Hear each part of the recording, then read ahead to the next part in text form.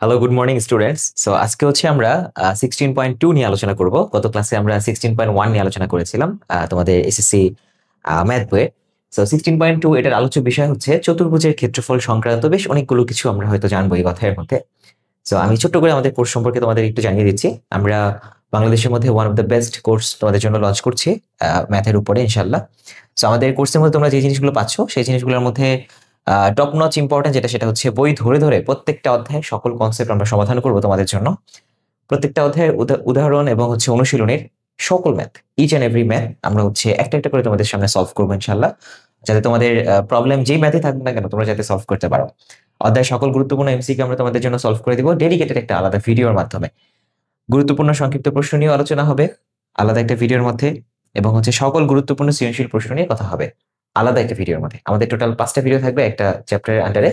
So আমরা পাঁচটা ভিডিওর মাধ্যমে প্রত্যেকটা জিনিস তোমাদের সামনে খুব সুন্দর করে উপস্থাপন করার চেষ্টা করবো ইনশাল্লাহ। কিছু ক্ষেত্রে হয়তো ভিডিওর সংখ্যা আরো বেশি হতে পারে অ্যাকর্ডিং টু ইউর নিড ইনশাল্লাহ।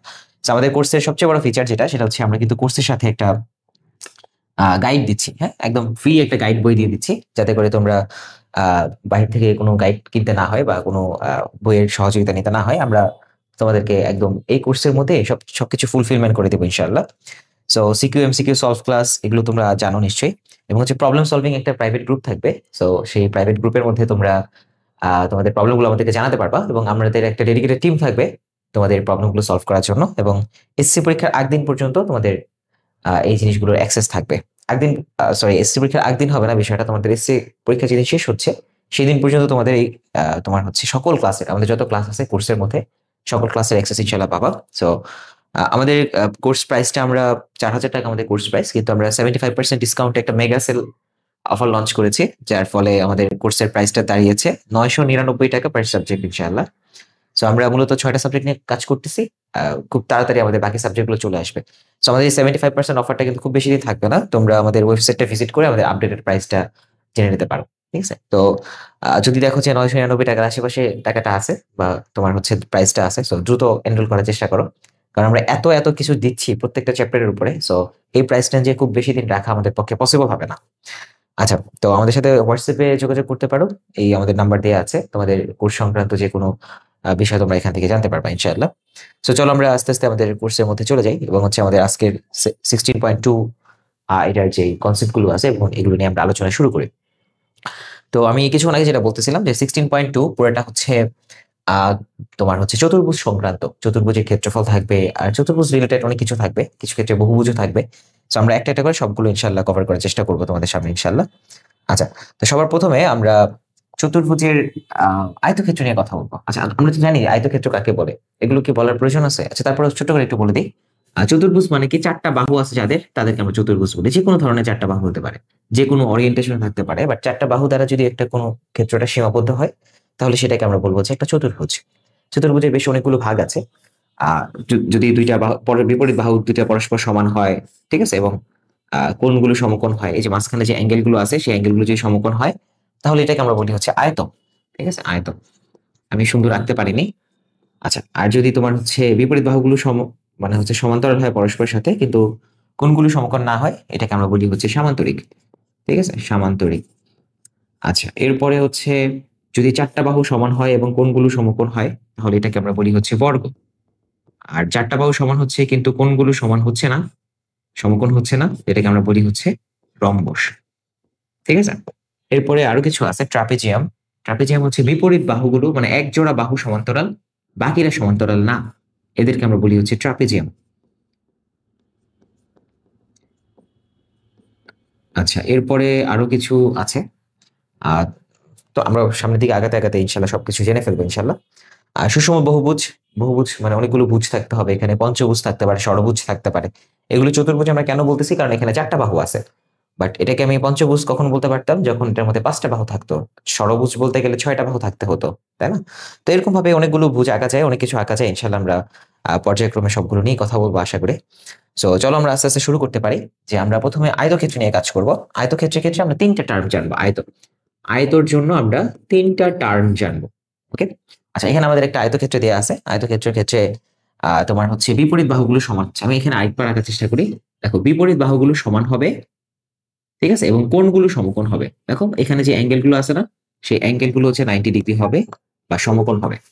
আচ্ছা, সো আমি এই বাহুটাকে যদি এ ধরি এবং আমি বললাম বিপরীত বাহুগুলো সমান, তার মানে এটাও এ, এটা যদি বি হয় এটা হচ্ছে বি। ওকে, তো আয়তক্ষেত্রের ক্ষেত্রে আমরা তিনটা জিনিস জানবো, একটা হচ্ছে ক্ষেত্রফল কি, পরিসীমা কি এবং কর্ণ কি। কর্ণ তোমরা নিশ্চয়ই জানো, এই কোনাকুনি ভাবে যেই বাহুটা থাকে বা কোনাকুনি ভাবে যেই স্ট্রাকচার আঁকা যায় এটাকে আমরা বলি হচ্ছে কর্ণ। ওকে, এখানে টাকা যায়, এখানে টাকা যায়, দুই টাকা যায়। আচ্ছা, একটু বাঁকা হচ্ছে। আচ্ছা, দুই টাকা যায়। হ্যাঁ, আচ্ছা, তো এখন ব্যাপারটা হচ্ছে আমরা যদি আয়তক্ষেত্রের ক্ষেত্রফল বের করতে চাই, ক্ষেত্রফল, ক্ষেত্রফল মানে হচ্ছে দৈর্ঘ্য ইন্টু প্রস্থ। আয়তক্ষেত্রটার দৈর্ঘ্য কত এ, প্রস্থ কত বি, তাহলে ক্ষেত্রফল কি দৈর্ঘ্য গুণ প্রস্থ এ বি। ওকে, আচ্ছা, এরপরে যদি আমরা আয়তক্ষেত্রটার পরিসীমা বের করতে চাই, পরিসীমা, পরিসীমা মানে আমরা কি জানি বলতো, চার বাহুর দৈর্ঘ্য, তাই না? তো দেখো আমরা যদি এখান থেকে শুরু করি যাত্রা, তাহলে এ প্লাস বি প্লাস আবার এ প্লাস আবার বি, ঠিক আছে? তাহলে দেখো 2a প্লাস 2b, অর্থাৎ আমি যদি 2 কমন নেই এখান থেকে, a প্লাস বি, তাহলে এটা হচ্ছে কি আমাদের আয়তক্ষেত্রের পরিসীমার সূত্র। ওকে, আচ্ছা, এখন আয়তক্ষেত্র থেকে আমরা আরেকটা জিনিস জানবো, সেটা হচ্ছে কর্ণের দৈর্ঘ্য জানবো। কর্ণ, কর্ণ কাকে বলে? এই যে সাদা দুইটা দাগ দিয়েছি, এই দুইটা দাগ হচ্ছে কর্ণ, ঠিক আছে? তো চলো আমরা একটা দাগ নিয়ে কাজ করতে চেষ্টা করি, এটা এই দাগটা নিয়ে কাজ করব। আচ্ছা, তাহলে আমরা যদি এটা নিয়ে কাজ করি, তাহলে দেখো একটা সমকোণী ত্রিভুজ কিন্তু ফর্ম করছে, এখান থেকে এখানে, এখান থেকে এখানে একটা সমকোণী ত্রিভুজ ফর্ম করছে, তাই না? সমকোণী ত্রিভুজের ক্ষেত্রে আমরা জানি পিথাগোরাসের সূত্র অনুযায়ী লম্ব স্কয়ার প্লাস ভূমি স্কয়ার ইজ ইকুয়াল টু হচ্ছে অতিভুজ স্কয়ার। ওকে, তাহলে এখানে অতিভুজ কোনটা? অতিভুজ হচ্ছে আমাদের সেই কাঙ্ক্ষিত কর্ণটা অতিভুজ। আর লম্ব কোনটা? লম্ব হচ্ছে তোমার ধরলাম বি এবং ভূমি ধরলাম হচ্ছে এ। ওকে, আচ্ছা, তাহলে আমি কর্ণ তার স্কয়ার লিখতে পারি কি, কর্ণের square is equal to A square plus B square. তাহলে শুধুমাত্র কর্ণ যদি বের করতে চাই, দেখো কর্ণটা কি তোমার তোমার এই সমকোণী ত্রিভুজটার অতিভুজ আকারে আছে, তাই না? সো কর্ণের স্কয়ার ইজ ইকুয়াল টু কি হবে? বাহুর দুইটার বর্গের যোগফল। সো আমরা কর্ণ ইজ ইকুয়াল টু কি লিখতে পারি? Root over a square plus B square. এটা হচ্ছে আমাদের একটা আয়তক্ষেত্রের কর্ণ। সো আমরা খুব সহজেই কিন্তু আমরা আয়তক্ষেত্র রিলেটেড যে সূত্রগুলো ছিল সেই সূত্রগুলো দেখে ফেললাম ইনশাআল্লাহ। আচ্ছা, এবার আমরা একটু বর্গক্ষেত্রের ক্ষেত্রফলগুলো একটু দেখার চেষ্টা করি। বর্গ, আমি এই পাশটা মুছে ফেলি, আশা করি তোমরা এই জিনিসগুলো উঠে ফেলছো। আচ্ছা, তাহলে বর্গের ক্ষেত্রে আমরা যদি চিন্তা করি, বর্গের ক্ষেত্রে কি হবে? চারটা বাহু সমান হবে, কোণগুলো সমকোণ হবে, চারটা বাহু সমান হবে। সো আমি কতটুকু সমান আঁকতে পারছি? আচ্ছা, এখানে তো আঁকা যায়, খুব সুন্দর করে আঁকা যায়। আমি একটু দেখি এখান থেকে আঁকতে পারি কিনা। বর্গ না, এই যে সুন্দর একটা বর্গ আছে, আমি সুন্দর করে আঁকি। কি প্রয়োজন আমার বাঁকাতে আঁকার? এই যে এটা সুন্দর একটা বর্গ হয়েছে। ওকে, সো চলো আমরা এখান থেকে মূলত কাজটা শুরু করতে পারি। আচ্ছা, তাহলে বর্গক্ষেত্রের ক্ষেত্রে আমরা একটু আগে যে রুলসটা জেনেছি সেটা হচ্ছে চারটা বাহু সমান হবে। সো এই বাহুটা মনে করো হচ্ছে এ, তাহলে এই বাহুটাও এ হবে, এই বাহুটাও এ হবে, এই বাহুটাও এ হবে, চারটা বাহু সমান। ওকে, আচ্ছা, তো এখন আর কোনগুলো হচ্ছে নিশ্চয়ই সমকোণ। ওকে, তো আমরা যদি তোমার ক্ষেত্রফল বের করতে চাই, ক্ষেত্রফল, তাহলে ক্ষেত্রফল বের করা মানে কি? দৈর্ঘ্য গুণ প্রস্থ। সো এটার দৈর্ঘ্য এ, প্রস্থ এ, দুইটাই এ, তার মানে এ ইন্টু এ, যেটাকে আমরা বলতে পারি এ স্কোয়ার। তাহলে একটা বর্গক্ষেত্রের ক্ষেত্রফল হচ্ছে এ স্কোয়ার। সো আমরা পেরে গেছি খুব সুন্দর ভাবে ইনশাআল্লাহ।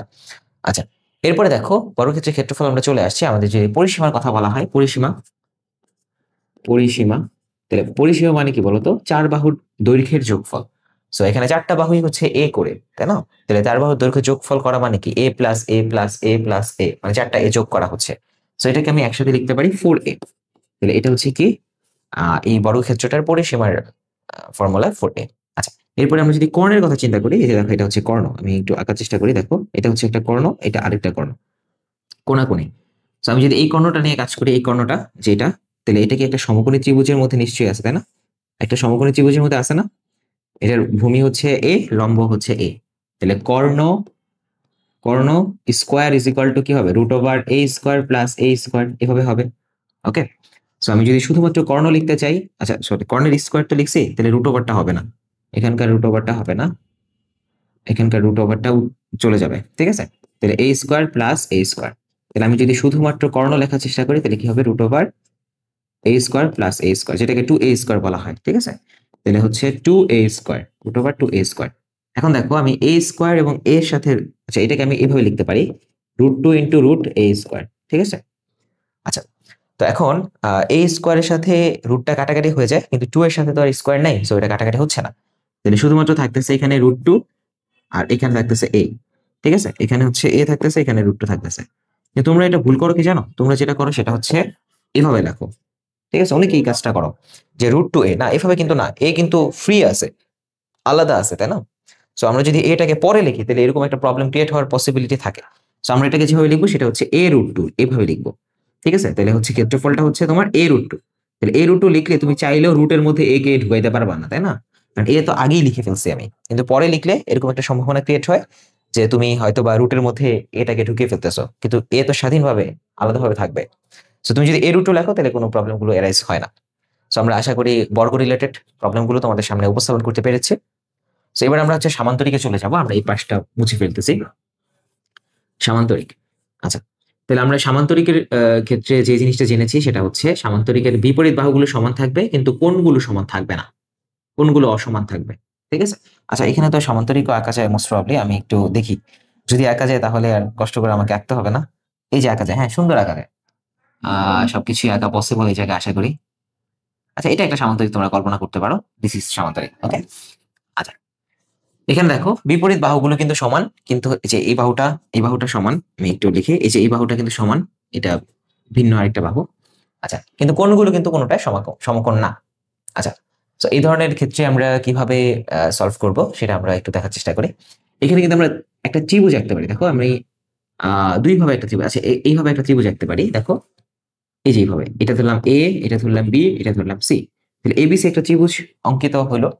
আচ্ছা, তা এখন এই ত্রিভুজটা আমি কিন্তু এখানে একটা উচ্চতা লিখতে পারি, উচ্চতা এইচ, এই যে একটা উচ্চতা বা হচ্ছে তোমার বি পয়েন্ট থেকে এসির উপরে একটা লম্ব টানলাম, ওকে, যেটা উচ্চতা হিসেবে কাজ করতেছে।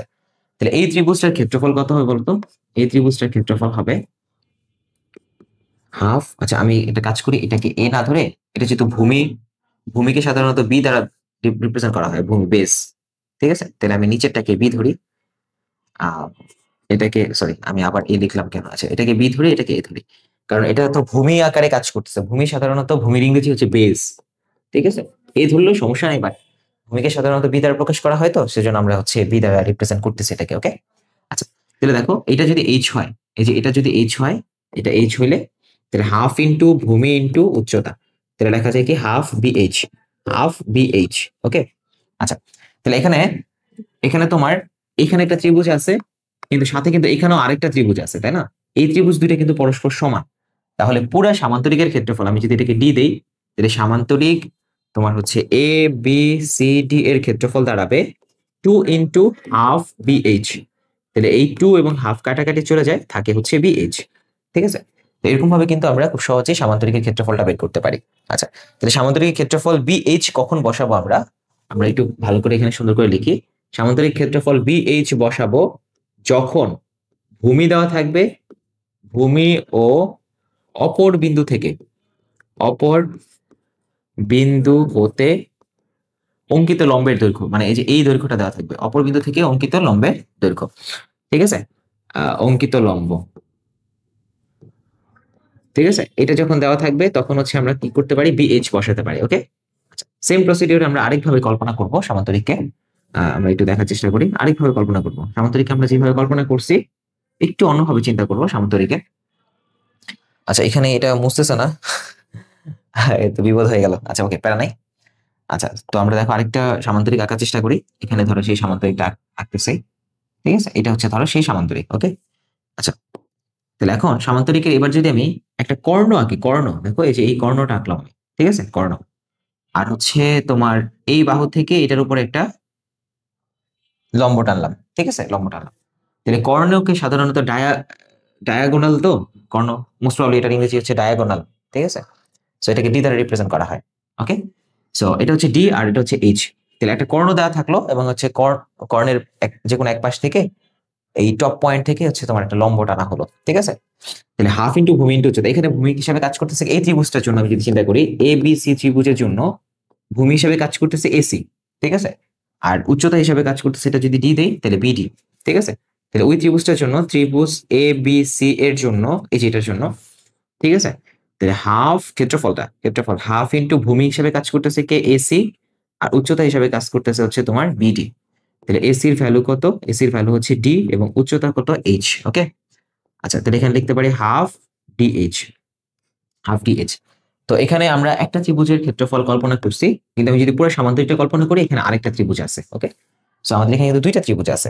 তাহলে আমরা পুরো সামান্তরিক ক্ষেত্রফলটা কত হবে, এটা যদি তোমার ই দেই, তাহলে সামান্তরিক এ বি সি ই এর ক্ষেত্রফল হবে, দুইটা ত্রিভুজ আছে হাফ ইন্টু ডিএইচ, তাহলে এই টু কাটা চলে যাবে, থাকবে হচ্ছে শুধুমাত্র ডিএইচ। ওকে, আচ্ছা, তাহলে সামান্তরিক ক্ষেত্রফল আমরা দুইটা দেখলাম, একটা হচ্ছে কি বিএইচ যখন হচ্ছে ভূমি দেওয়া থাকবে এবং হচ্ছে উচ্চতা দেওয়া থাকবে, আর আরেকটা দেখলাম হচ্ছে আমরা ডিএইচ যখন হচ্ছে আমাদের ডায়াগোনাল দেওয়া থাকবে, একটা মানে একটা কর্ণ দেওয়া থাকবে এবং কর্ণের অপর প্রান্ত থেকে একটা লম্ব দূরত্ব থাকবে, কর্ণের উপরে একটা লম্ব টানা হবে, যেটাকে আমরা উচ্চতা হিসেবে বলবো, সেটাকে আমরা বলছি ডিএইচ। সামান্তরিক ক্ষেত্রে আমাদের দুইটা ফর্মুলা ছিল, আমরা দুইটা ইনশাআল্লাহ কভার করে ফেলেছি। আচ্ছা, এরপরে আমরা একটু আরো কিছু স্ট্রাকচার আছে সেগুলো সম্পর্কে জানবো। সামান্তরিক আমাদের হয়ে গেছে। সো এরপরের স্ট্রাকচারটা হচ্ছে আমাদের জন্য রম্বস। ওকে, রম্বস, রম্বসটা কি সামান্তরিকের মতোই, জাস্ট কিছুটা ডিফারেন্স আছে। কিছুটা ডিফারেন্সটা হচ্ছে রম্বসের ক্ষেত্রে বিপরীত বাহুগুলো সমান হয়। ঠিক আছে, আমি একটু চেষ্টা করি বিপরীত বাহুগুলো সমান মতো করে আঁকার জন্য, হোপফুলি আমি সমান করতে পেরেছি। আচ্ছা, এটা হচ্ছে একটা রম্বস যার সবগুলো বাহু হচ্ছে সমান, এ এ এ চারটা বাহু সমান, কিন্তু কোনগুলো অসমান, তাই না? রম্বসের ক্ষেত্রফল বের করার জন্য আমাদেরকে দুইটা ডায়াগোনালি লাগবে, হ্যাঁ, বা দুইটা কর্ণই লাগবে, একটা বড় কর্ণ, একটা ছোট কর্ণ। এটার নাম দিলাম হচ্ছে D1, এটার নাম দিলাম হচ্ছে D2, হোয়াট এভার, তুমি ওইটাও D1 দিতে পারো, এটা D2 দিতে পারো, এক্সচেঞ্জ করতে পারো, সমস্যা নেই। আচ্ছা, তাহলে বর্গক্ষেত্রে রম্বসের ক্ষেত্রফলটা হচ্ছে তোমার half into D1 into D2। ঠিক আছে, তাহলে আমরা লিখি হাফ D1 D2, এটা হচ্ছে একটা রম্বসের ক্ষেত্রফল, রম্বস। ঠিক আছে, তাহলে রম্বসের ক্ষেত্রফলটা কি হবে, হাফ D1 D2। ঠিক আছে, তো আমরা মোটামুটি সবগুলো শেষ করে ফেলছি, মাত্র দুইটা বাকি আছে, একটা হচ্ছে ট্রাপিজিয়াম এবং হচ্ছে আরেকটা সুষম বহুভুজ। তো আমাদের রম্বসের ক্ষেত্রফল মোটামুটি হয়ে গেছে। তো এবার হচ্ছে আমরা ট্রাপিজিয়াম নিয়ে একটু কথা বলবো। আচ্ছা, ট্রাপিজিয়ামের পরিচয়টা আমরা কিভাবে দিয়েছিলাম বলতো? ট্রাপিজিয়ামের পরিচয়টা যেভাবে দিয়েছিলাম সেটা হচ্ছে এক জোড়া বাহু হচ্ছে সমান্তরাল থাকবে এবং অপর জোড়া বাহু সমান্তরাল থাকবে না। আচ্ছা, আমরা একটা কাজ করি, শেপ থেকে দেখি আরো কিছু নেওয়া যায় কিনা ওর কাছ থেকে, সরি, শেপ থেকে। আচ্ছা, এই যে এটা মোস্ট প্রবাবলি হচ্ছে একটা সামান্তরিক হতে পারে, সরি ট্রাপিজিয়াম হতে পারে, দেখি তো একটু কেমন হয়। হ্যাঁ, এক্স্যাক্টলি ট্রাপিজিয়াম হয়েছে। ঠিক আছে, ট্রাপিজিয়ামের হিসাবটা হচ্ছে কি, বিপরীত বাহুগুলো হচ্ছে তোমার সমান্তরাল হবে। দেখো, এই বাহুটা এবং এই বাহুটা সমান্তরাল, তাই না, পরস্পর সমান্তরাল, কিন্তু বাকি দুইটা কিন্তু সমান্তরাল না, অসমান্তরাল। সো এই ধরনের ক্ষেত্রে আমরা এটাকে বলবো হচ্ছে ট্রাপিজিয়াম। ওকে, আচ্ছা, সো ট্রাপিজিয়ামের ক্ষেত্রফলটা আমরা যেভাবে নির্ণয় করবো সেটা হচ্ছে সমান্তরাল বাহু একটা ধরলাম এ, একটাকে ধরলাম হচ্ছে বি, এবং হচ্ছে এই সমান্তরাল বাহুর একটা থেকে আরেকটা ডিস্টেন্স হচ্ছে এইচ। ঠিক আছে, আচ্ছা, এখান থেকে ডিস্টেন্স নিলেও এইচ হবে, এখান থেকে ডিস্টেন্স নিলেও এইচ হবে, এখান থেকে ডিস্টেন্স নিলেও হচ্ছে এইচ হবে। ওকে, কারণ সমান্তরাল বাহুদ্বয় বা সমান্তরাল যে রেখা আছে তাদের সবসময় ডিস্টেন্স সেম থাকে, দুইটা সমান্তরাল রেখার মধ্যবর্তী ডিস্টেন্স সবসময় সেম থাকে। ঠিক আছে, যে যতদূরই তুমি চিন্তা করো না কেন। সো আমরা এই মধ্যবর্তী ডিস্টেন্সটাকে আমরা ধরলাম হচ্ছে এইচ। আচ্ছা, তো এখন এই ট্রাপিজিয়ামটার ক্ষেত্রফল যদি বের করতে চাই, এ বি সি ডি ট্রাপিজিয়ামের ক্ষেত্রফল, ট্রাপিজিয়াম ট্রাপিজিয়াম এটার ক্ষেত্রফলটা হচ্ছে হাফ ইন্টু সমান্তরাল বাহুদ্বয়ের যোগফল, একটা ছিল এ একটা ছিল বি, তাই না, সমান্তরাল বাহু একটা ছিল এ একটা ছিল বি, ইন্টু উচ্চতা, উচ্চতা কত ছিল এইচ। ঠিক আছে, উচ্চতা ছিল হচ্ছে এইচ। তাহলে এটা হচ্ছে কি আমাদের ট্রাপিজিয়ামের ক্ষেত্রফলের ফর্মুলা, ট্রাপিজিয়াম। আচ্ছা, আমাদের লাস্ট একটা আছে, সেটা হচ্ছে সুষম বহুভুজ। আমরা আবার একটু শেপে যেয়ে দেখি যে আমাদের বহুভুজ আঁকার কোনো সিস্টেম আছে কিনা। হ্যাঁ, এই যে এখানে একটা বহুভুজ আঁকার সিস্টেম আছে, এটা 5টা ভুজ আছে। ওকে, তো দেখো এটা কিন্তু 5টা ভুজ হয়েছে। সুষম হয়েছে কিনা আমি বলতে পারতেছি না, ধরে নাও সুষম। সুষম মাঠে হচ্ছে তোমার সবগুলো সমান থাকবে, এটা যদি এ হয়, এটা যদি এ হয়, এটা যদি এ হয়, সবগুলো এ হবে। ঠিক আছে, এগুলোকে আমরা বলছি সুষম। তো আশা করি তোমরা এটা উঠিয়ে ফেলেছো, আমি এটা একটু মুছে দিচ্ছি, মুছে বাকি জিনিসটা একটু লেখার চেষ্টা করতে চাচ্ছি। তাহলে সুষম বহুভুজের ক্ষেত্রে আমাদের ক্ষেত্রফল যেটা হবে সেটা হচ্ছে ক্ষেত্রফল is equal to N A square divided by 4, sorry N A, হ্যাঁ exactly N A square divide by 4 cot 180 degree divided by তোমার হচ্ছে এন। ঠিক আছে, cot 180 degree divide by N. আচ্ছা, এটা হচ্ছে আমাদের সামান্তরিক ক্ষেত্রফল। আচ্ছা, এন দ্বারা কি বোঝায়, কার কি পরিচয় আমি একটু দেখি। এন দ্বারা বুঝে হচ্ছে তোমার, এন দ্বারা যেটা বুঝায় সেটা হচ্ছে বাহুর সংখ্যা, বাহুর সংখ্যা। আচ্ছা, তাহলে এটা হচ্ছে একটা পঞ্চভুজ, তাই না, সুষম পঞ্চভুজ, কারণ এটার মধ্যে 5টা ভুজ আছে বা হচ্ছে 5টা বাহু আছে, তার মানে এন এর ভ্যালুটা এখানে হবে হচ্ছে তোমার 5। ঠিক আছে, আচ্ছা, এ দ্বারা কি বোঝায়, যেহেতু এটা সুষম পঞ্চভুজ, তো এ দ্বারা বুঝে হচ্ছে তোমার ওই বাহুর দৈর্ঘ্য। ওকে, এ দ্বারা বুঝে হচ্ছে বাহুর দৈর্ঘ্য, যেহেতু তোমার সবগুলো বাহু সমান, সো দৈর্ঘ্য একটাই থাকবে। আচ্ছা, কট তো একটা বীজগণিতিক রাশি, এটা তো জানো, বাকি জিনিসগুলো তো হয়ে গেল। আচ্ছা, এখন আমি ধরে নেই এটার ক্ষেত্রে, এটার ধরো দৈর্ঘ্যটা হচ্ছে 15 মিটার ধরলাম আমি, ঠিক আছে। আচ্ছা, 15 মিটার হলে আমি এটার ক্ষেত্রফল যদি নির্ণয় করতে চাই, তাহলে এটা তোমার কত আছে, কি বলে তোমার হচ্ছে এন এর ভ্যালু কত, বাহুর সংখ্যা 5টা, তাহলে 5 এর ভ্যালু কত হবে, এ হচ্ছে 15, তাহলে into 15 square divided by 4 cot 180 degree divided by 5। এই 5টা কেন, ওই যে বাহুর দৈর্ঘ্য, 5টা বাহু। তো এইভাবে হচ্ছে আমরা খুব সহজে কিন্তু বের করে ফেলতে পারি। সো আমরা চাইলে এটাকে একটু ক্যালকুলেটও করতে পারি। আমি একটু ক্যালকুলেটরের মাধ্যমে দেখি কি আসে এটার ভ্যালু। তোমার হচ্ছে 5 into 15 square divided by 4 into cot, আচ্ছা কট তো নাই, কট এর পরিবর্তে 1/10 লিখবো ক্যালকুলেটরের মধ্যে, হ্যাঁ। 1 ডিভাইডেড বাই 10, 180-কে 5 দিয়ে ভাগ করলে যা হয় 180 ডিভাইড বাই 5। আচ্ছা, আমাদের ভ্যালু আসছে হচ্ছে 387, 387.1 স্কোয়ার মিটার, বর্গ মিটার। ঠিক আছে, এরকম করে আমরা আস্তে আস্তে অঙ্কগুলো করতে পারবো। সো আমাদের মোটামুটি এই অধ্যায়ে যে কনসেপ্টগুলো ছিল আমরা সবগুলো আলোচনা করে ফেলেছি। প্রথমত আমরা আয়তক্ষেত্র নিয়ে কথা বলেছি। আয়তক্ষেত্রের 3টা জিনিস আমরা জেনেছি, ক্ষেত্রফল জেনেছি, ক্ষেত্রফল হচ্ছে এবি, তোমরা একটু মিলিয়ে নিতে পারো তোমরা যেখানে লিখেছো। এবং পরিসীমা নিয়ে কথা বলছি, সেটা হচ্ছে 2 ইন্টু a প্লাস বি। কর্ণ নিয়ে কথা বলেছি, সেটা হচ্ছে root over a square plus B square. বর্গ নিয়ে কথা বলেছি এরপরে, বর্গের ক্ষেত্রফল ছিল a স্কোয়ার, আর বর্গের পরিসীমা ছিল 4a, এবং হচ্ছে বর্গের যে কর্ণ সেটা হচ্ছে a রুট 2। আচ্ছা, এরপরে আমরা সামান্তরিক নিয়ে কথা বলেছি। সামান্তরিকের দুইভাবে ক্ষেত্রফল নির্ণয় করা যায়। একটা হচ্ছে যদি একটা ভূমি দেয়া থাকে এবং হচ্ছে অপর প্রান্ত থেকে একটা লম্ব দূরত্ব দেয়া থাকে, যেটাকে আমরা উচ্চতা বলি। আর ভূমি যদি বি হয় এবং লম্ব দূরত্ব যদি এইচ হয়, তাহলে সেক্ষেত্রে তার ক্ষেত্রফল হবে বি এইচ। আর সামান্তরিকের আরেকটা ক্ষেত্রফল দেখেছিলাম কর্ণের মাধ্যমে।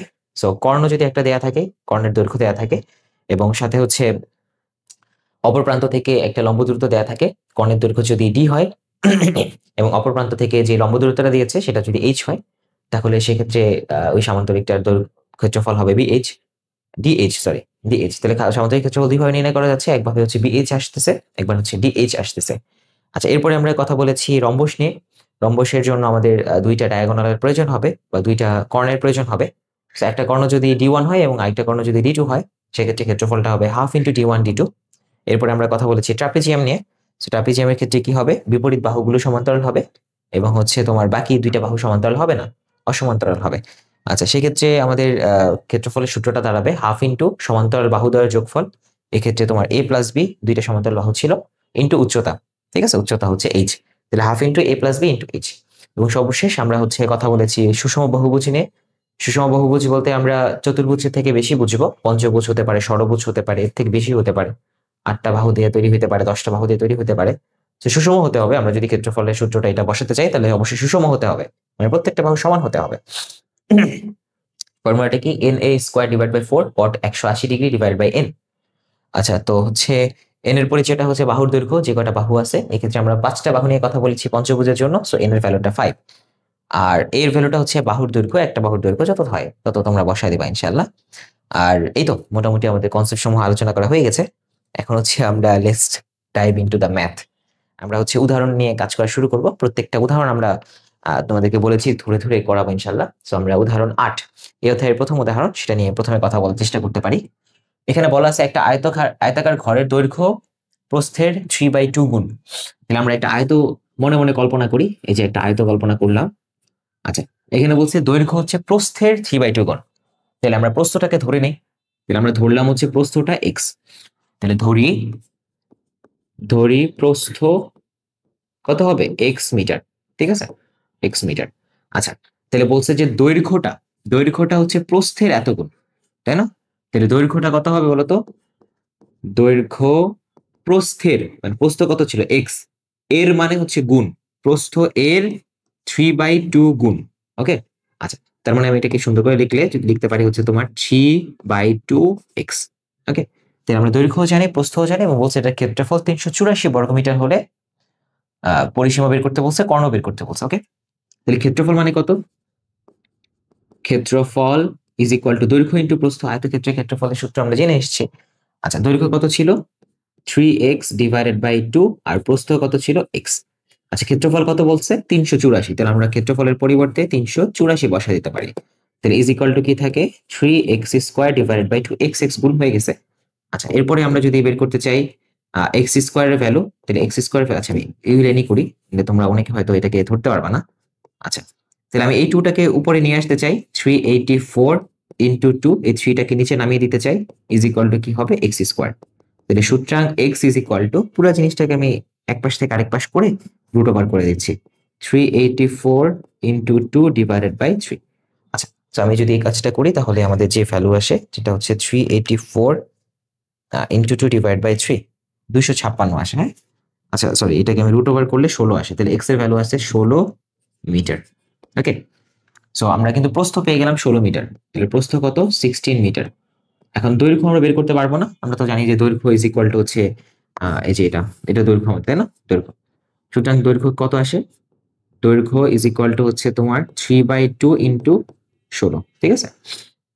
আচ্ছা, মোস্ট প্রবাবলি 24 আসে, তারপরেও আমি একটু ক্লারিফিকেশন করার জন্য দেখে নিই। হ্যাঁ, 24 মিটার। তাহলে আমরা দৈর্ঘ্য পেয়ে গেলাম কত? 24 মিটার। আচ্ছা, এখন দেখো আমাদের কি জানতে চাইছে, একবার জানতে চাইছে হচ্ছে পরিসীমা, একবার হচ্ছে কর্ণের দৈর্ঘ্য। তো আমরা পরিসীমা বলেছিলাম যে চার বাহুর দৈর্ঘ্য, মানে চার বাহুর যে দৈর্ঘ্য আছে সেই দৈর্ঘ্যগুলো যোগ করলে আমাদের পরিসীমা চলে আসে। অথবা আমরা সূত্রের মাধ্যমে দেখছিলাম তোমার 2 ইন্টু a প্লাস b, এটা মানে হচ্ছে তোমার পরিসীমা, ঠিক আছে? পরিসীমা, তাহলে পরিসীমা কত হবে? 2 ইন্টু a প্লাস b। তাহলে 2 এর মতো থাকলো, এর ভ্যালু কত? 24 মিটার। তাহলে 24 আর b এর ভ্যালু হচ্ছে তোমার 16 মিটার প্লাস 16। তাহলে এটাকে যদি আমরা একটু যোগ বিয়োগ যা করার করি, তাহলে হচ্ছে তোমার 80 আসে, 80। তাহলে এই 80 মিটার।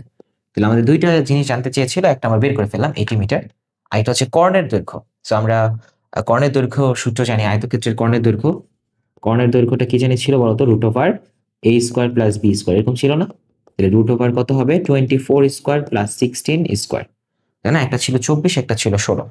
তো আমি যদি একটু হিসাব নিকাশ করে নেই, 16 স্কোয়ার, এটাকে যদি রুট করি তাহলে আসে হচ্ছে 18 পয়েন্ট, তোমার হচ্ছে 18.84। হ্যাঁ, আমাদের বইয়ের সাথে উত্তর মিলেছে, সরি 28.84 মিটার, ঠিক আছে? আমাদের উত্তর মিলেছে ইনশাল্লাহ।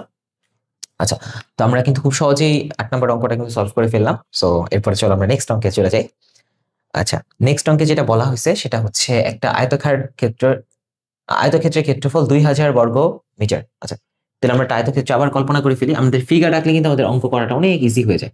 আমরা একটা আয়তক্ষেত্র কল্পনা করি এবং বলছে যে এটার ক্ষেত্রফল 2000 বর্গ মিটার। আচ্ছা, তাহলে আমরা ধরে নিই দৈর্ঘ্যটা হচ্ছে এক্স আর প্রস্থটা হচ্ছে ওয়াই, ঠিক আছে? এখন কি বলা আছে বলতো?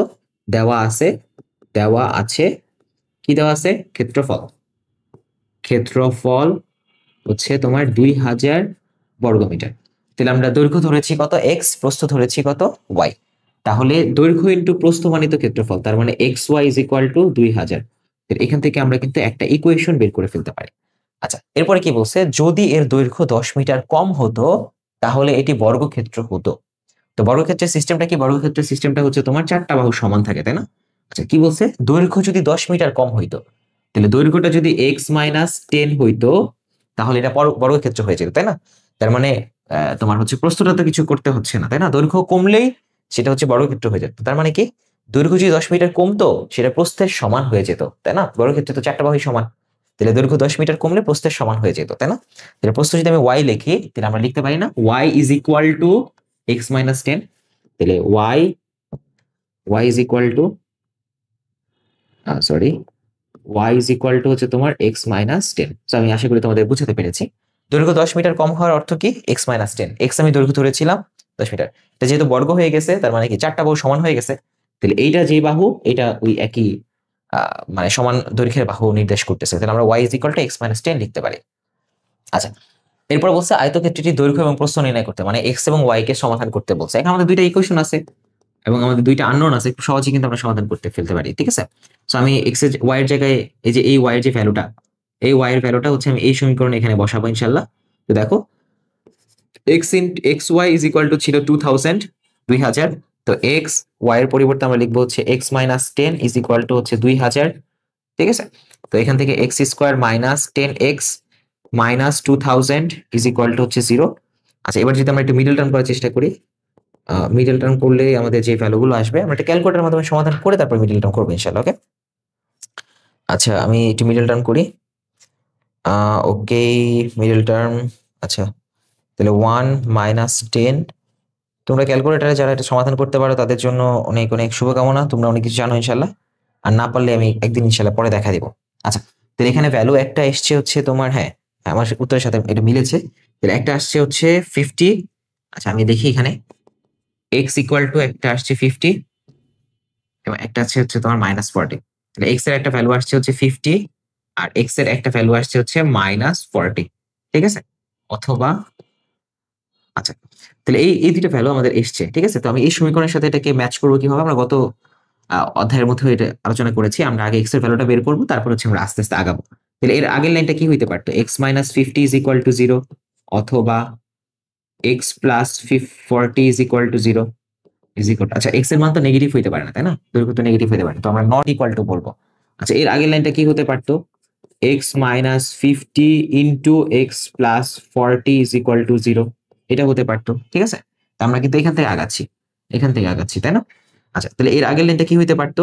এর আগের লাইনটা হইতে পারতো x² -40 -50x -50x plus 40x -2000 is equal to হচ্ছে 0। ঠিক আছে, সো স্যার তো বুঝবে না তুমি কি এভাবে করছো নাকি এইভাবে আসছো। সো এটা করা অনেকটা সুবিধাজনক হয়, এতে করে আমাদের যে মিডল টার্ম আমরা কেমনে কেমনে ভাঙবো এটা নিয়ে আমাদের খুব বেশি একটা দুশ্চিন্তা করতে হয় না, যদি আমরা এরকম উল্টা ভাবে আসতে শিখি। ওকে, সো আমরা এইভাবে আশা করি শিখবো ইনশাল্লাহ। তো এক্স এর আমরা একটা ভ্যালু পেলাম হচ্ছে 50, একটা ভ্যালু হচ্ছে -40 পেলাম। সো এক্স এর ভ্যালু তো নেগেটিভ হওয়া পসিবল না, তো ওইটা নট ইকুয়াল টু 40, মানে ওটা গ্রহণযোগ্য নয়।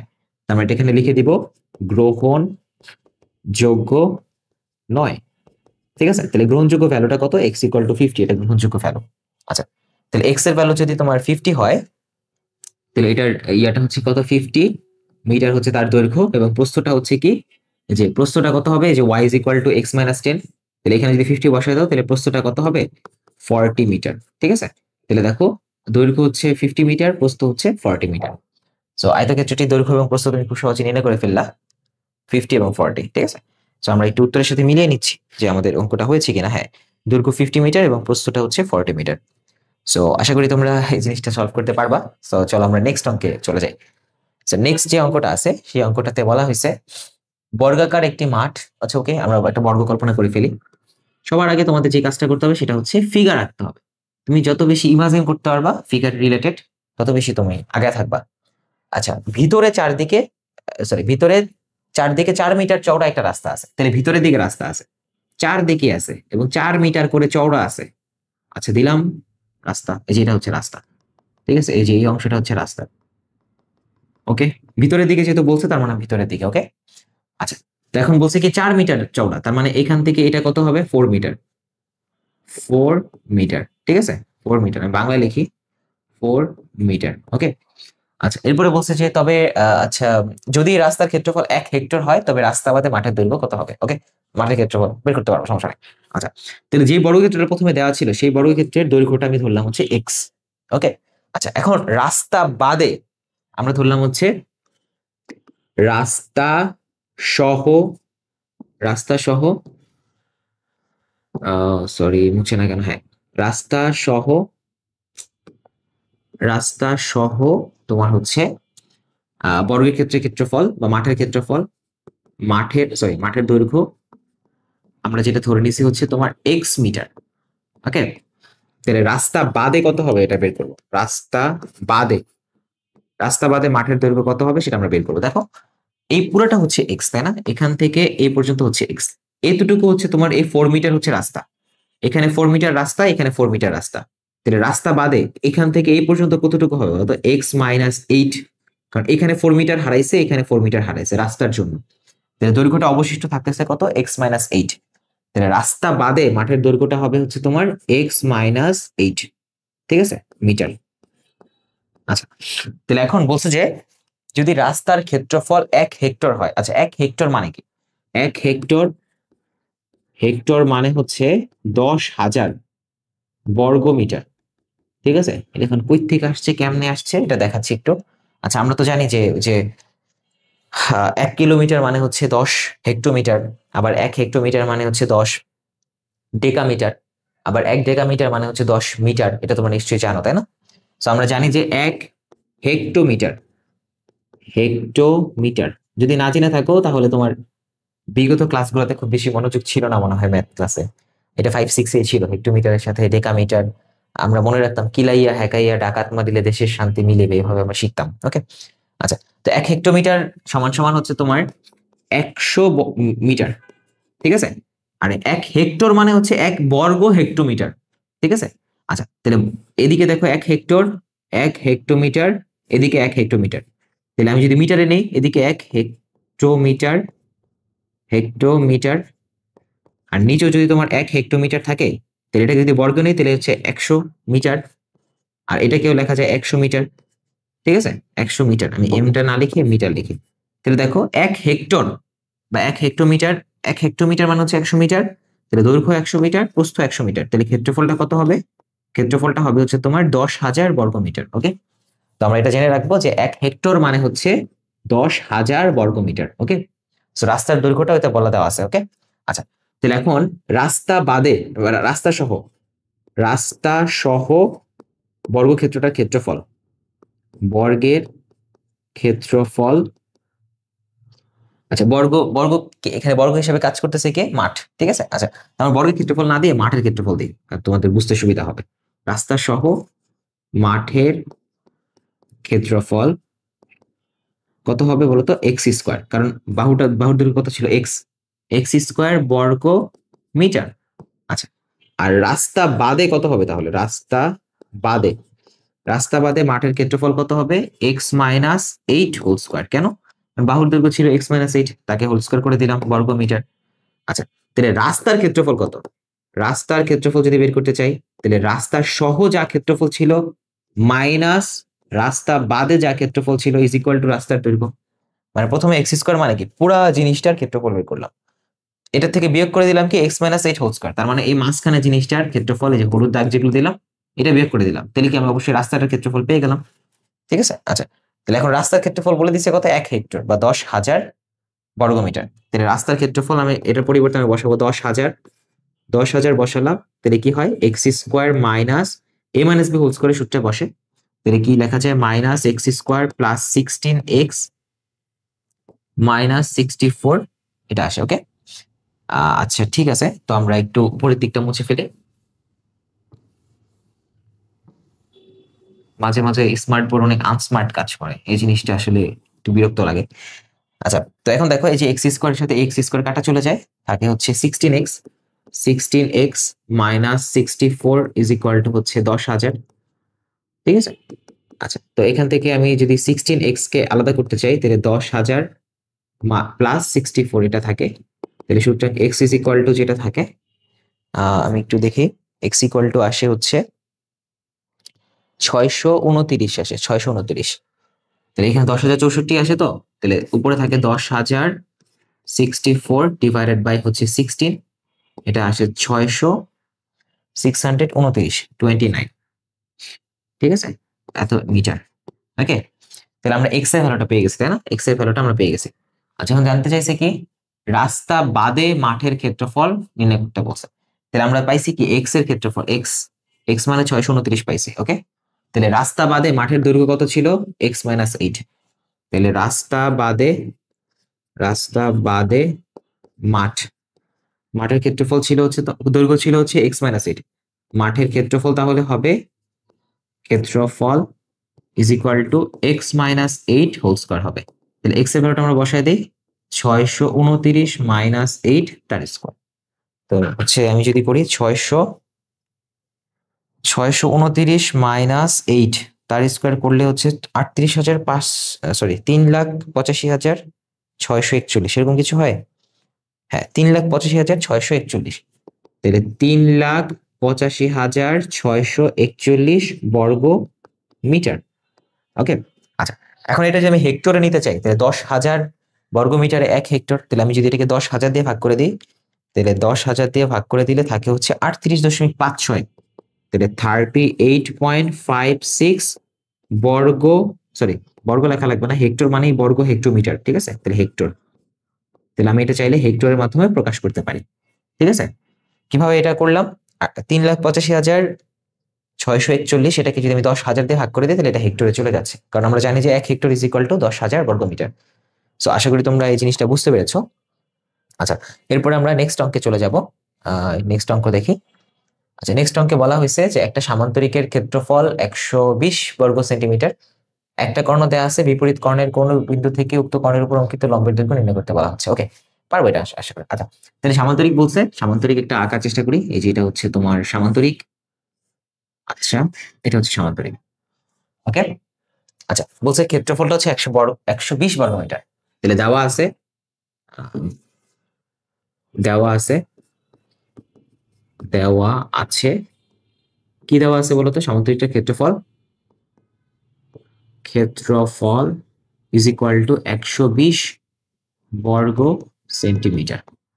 আচ্ছা, এই আমাদের সেই সামান্তরিক, এবং বলছে একটা কর্ণ হচ্ছে 24 সেন্টিমিটার। ধরে নিচ্ছি এই কর্ণটা হচ্ছে 24 সেন্টিমিটার।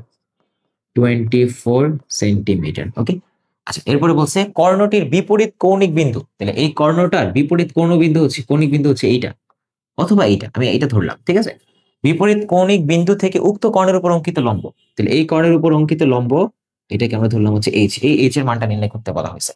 তাহলে আমরা তো জানি সামান্তরিক ক্ষেত্রফল দুইভাবে নির্ণয় করা যেত। কর্ণের মাধ্যমে যখন নির্ণয় করা যেত, কর্ণকে আমি যদি ডি কল্পনা করতাম তাহলে ক্ষেত্রফল ইজ ইকুয়াল টু কি আসতো? ডিএইচ, তাই না? ডিএইচ।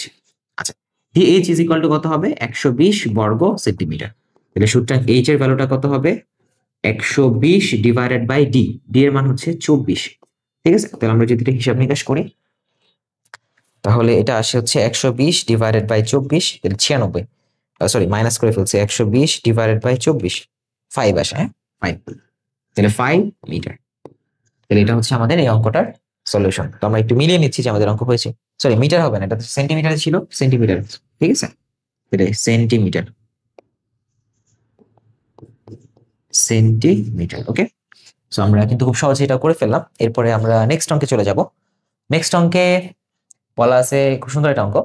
সামান্তরিকের বাহুর দৈর্ঘ্য দেওয়া আছে 12 মিটার ও 8 মিটার। দুইটা বাহুর দৈর্ঘ্য দেওয়া আছে 12 মিটার এবং 8 মিটার, এবং ক্ষুদ্রতম কর্ণ দেওয়া আছে এবং অপর কর্ণটা বের করতে বলছে।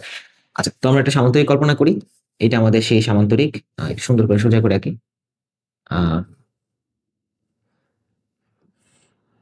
এটা হচ্ছে আমাদের সেই সামান্তরিক। ওকে, আচ্ছা, বলছে কি একটা বাহু হচ্ছে 12 মিটার, একটা বাহু হচ্ছে 8 মিটার। তো আমি একটা বাহু দিলাম 12 মিটার, যেটা বড় দেখতে দেখা যায়, আর একটা বাহু দিলাম হচ্ছে 8 মিটার, যেটা ছোট দেখতে লাগে। ওকে, আর বলছে যে তোমার এটার ক্ষুদ্রতম ক্ষুদ্রতম কর্ণটা হচ্ছে 10 মিটার। তাহলে ক্ষুদ্রতম কর্ণ কোনটা? সামান্তরিকের ক্ষুদ্রতম কর্ণ হচ্ছে এটা, তাই না? এটার পরিমাণ বলছে কত? 10 মিটার। 10 মিটার। ওকে, আচ্ছা, তাহলে আমরা সামান্তরিকের ক্ষেত্রে কি কি জিনিস জানি? তোমার দুইটা বাহু দৈর্ঘ্য জানি, এবং হচ্ছে একটা কর্ণের দৈর্ঘ্য জানি, এবং অপর যে কর্ণটা আছে অর্থাৎ এই কর্ণটা বের করতে বলা হচ্ছে, ঠিক আছে। এই কর্ণটা সাদা কালার যে দিলাম সেই কর্ণটা বের করতে বলা হচ্ছে। ওকে, তাহলে এখন দেখো, আমি যদি এটা তোমার হচ্ছে পয়েন্ট বসাই দিই, এ বি সি ডি।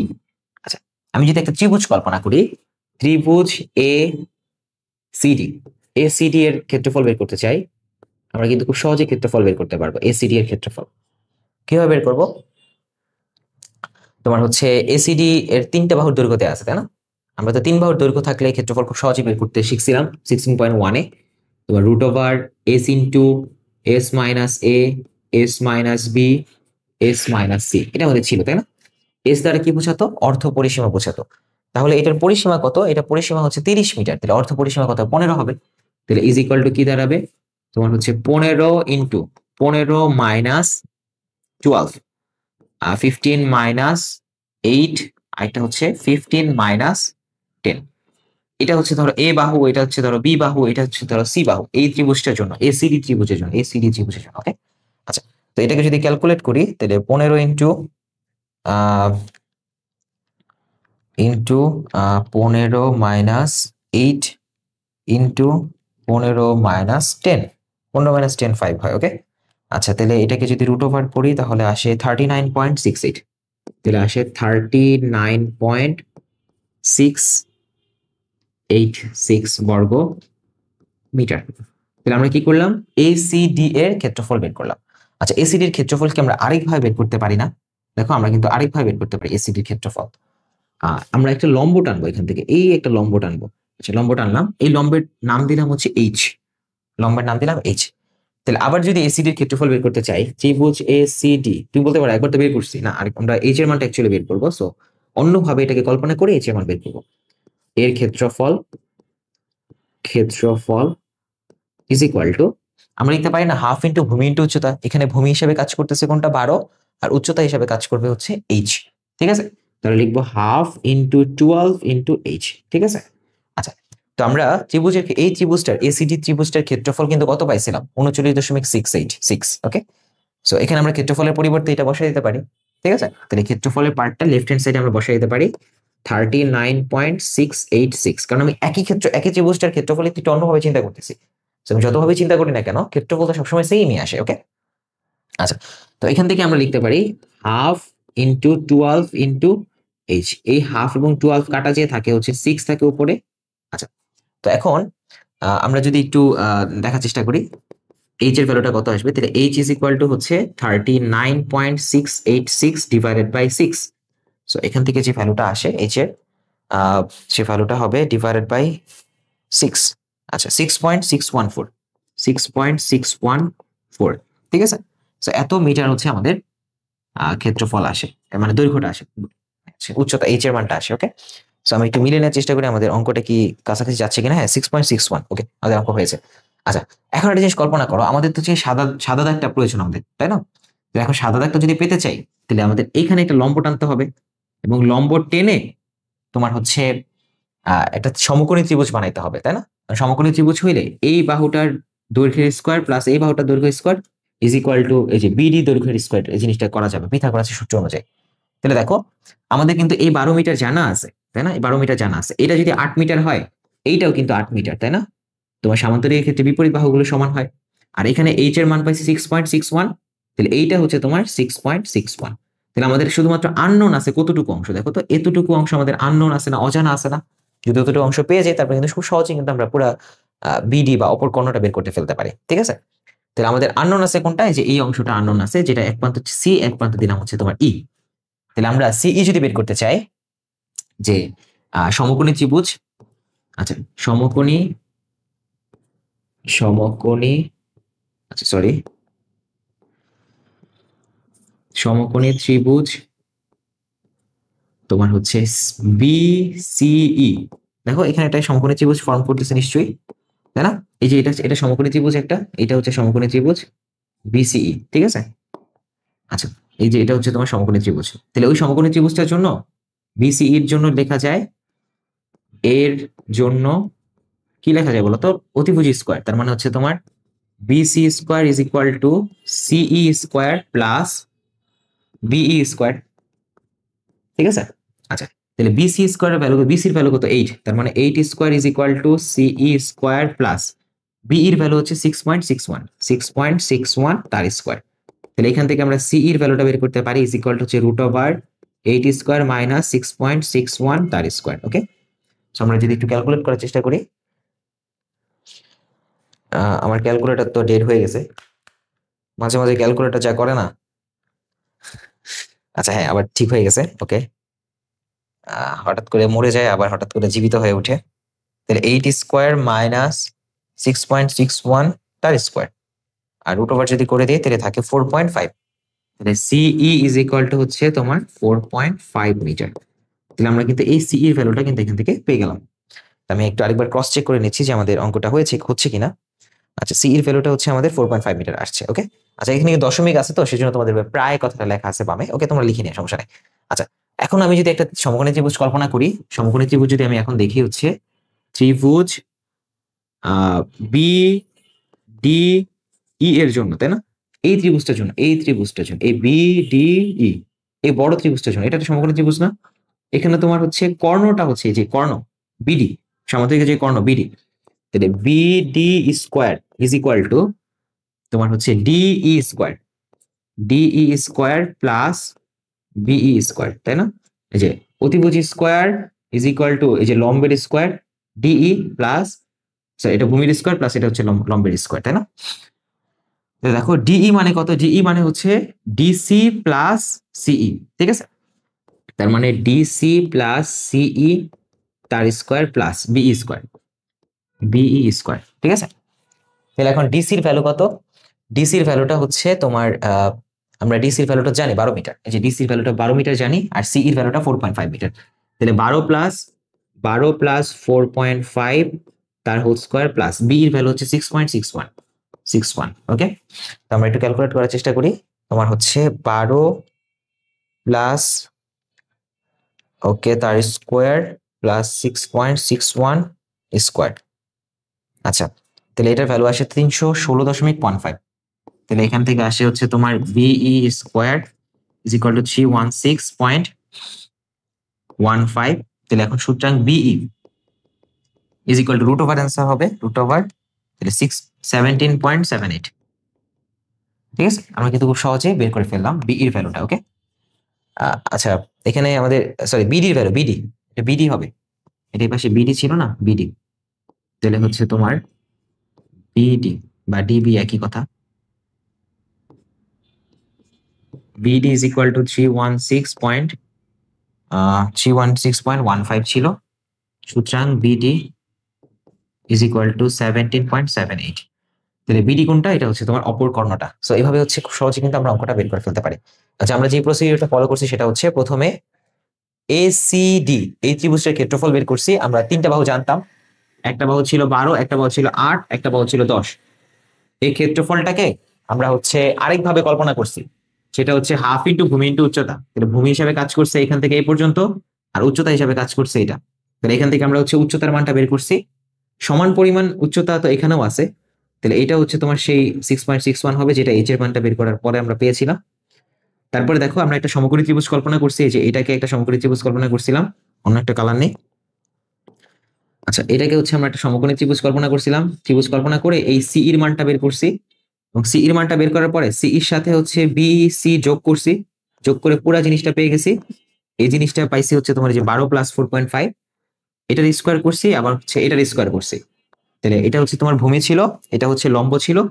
তাহলে এই যে সমকোণী ত্রিভুজটার কর্ণ হিসাবে, মানে সামুদ্রিকটার কর্ণ হিসাবে যে সমকোণী ত্রিভুজটার মানে অতিভুজ ছিল, সেই অতিভুজের স্কোয়ার ইজ ইকুয়াল টু হচ্ছে এটার স্কোয়ার, এটার স্কোয়ার, এভাবে করতে করতে আমরা বিডিটার মানটা পেয়ে গেছি।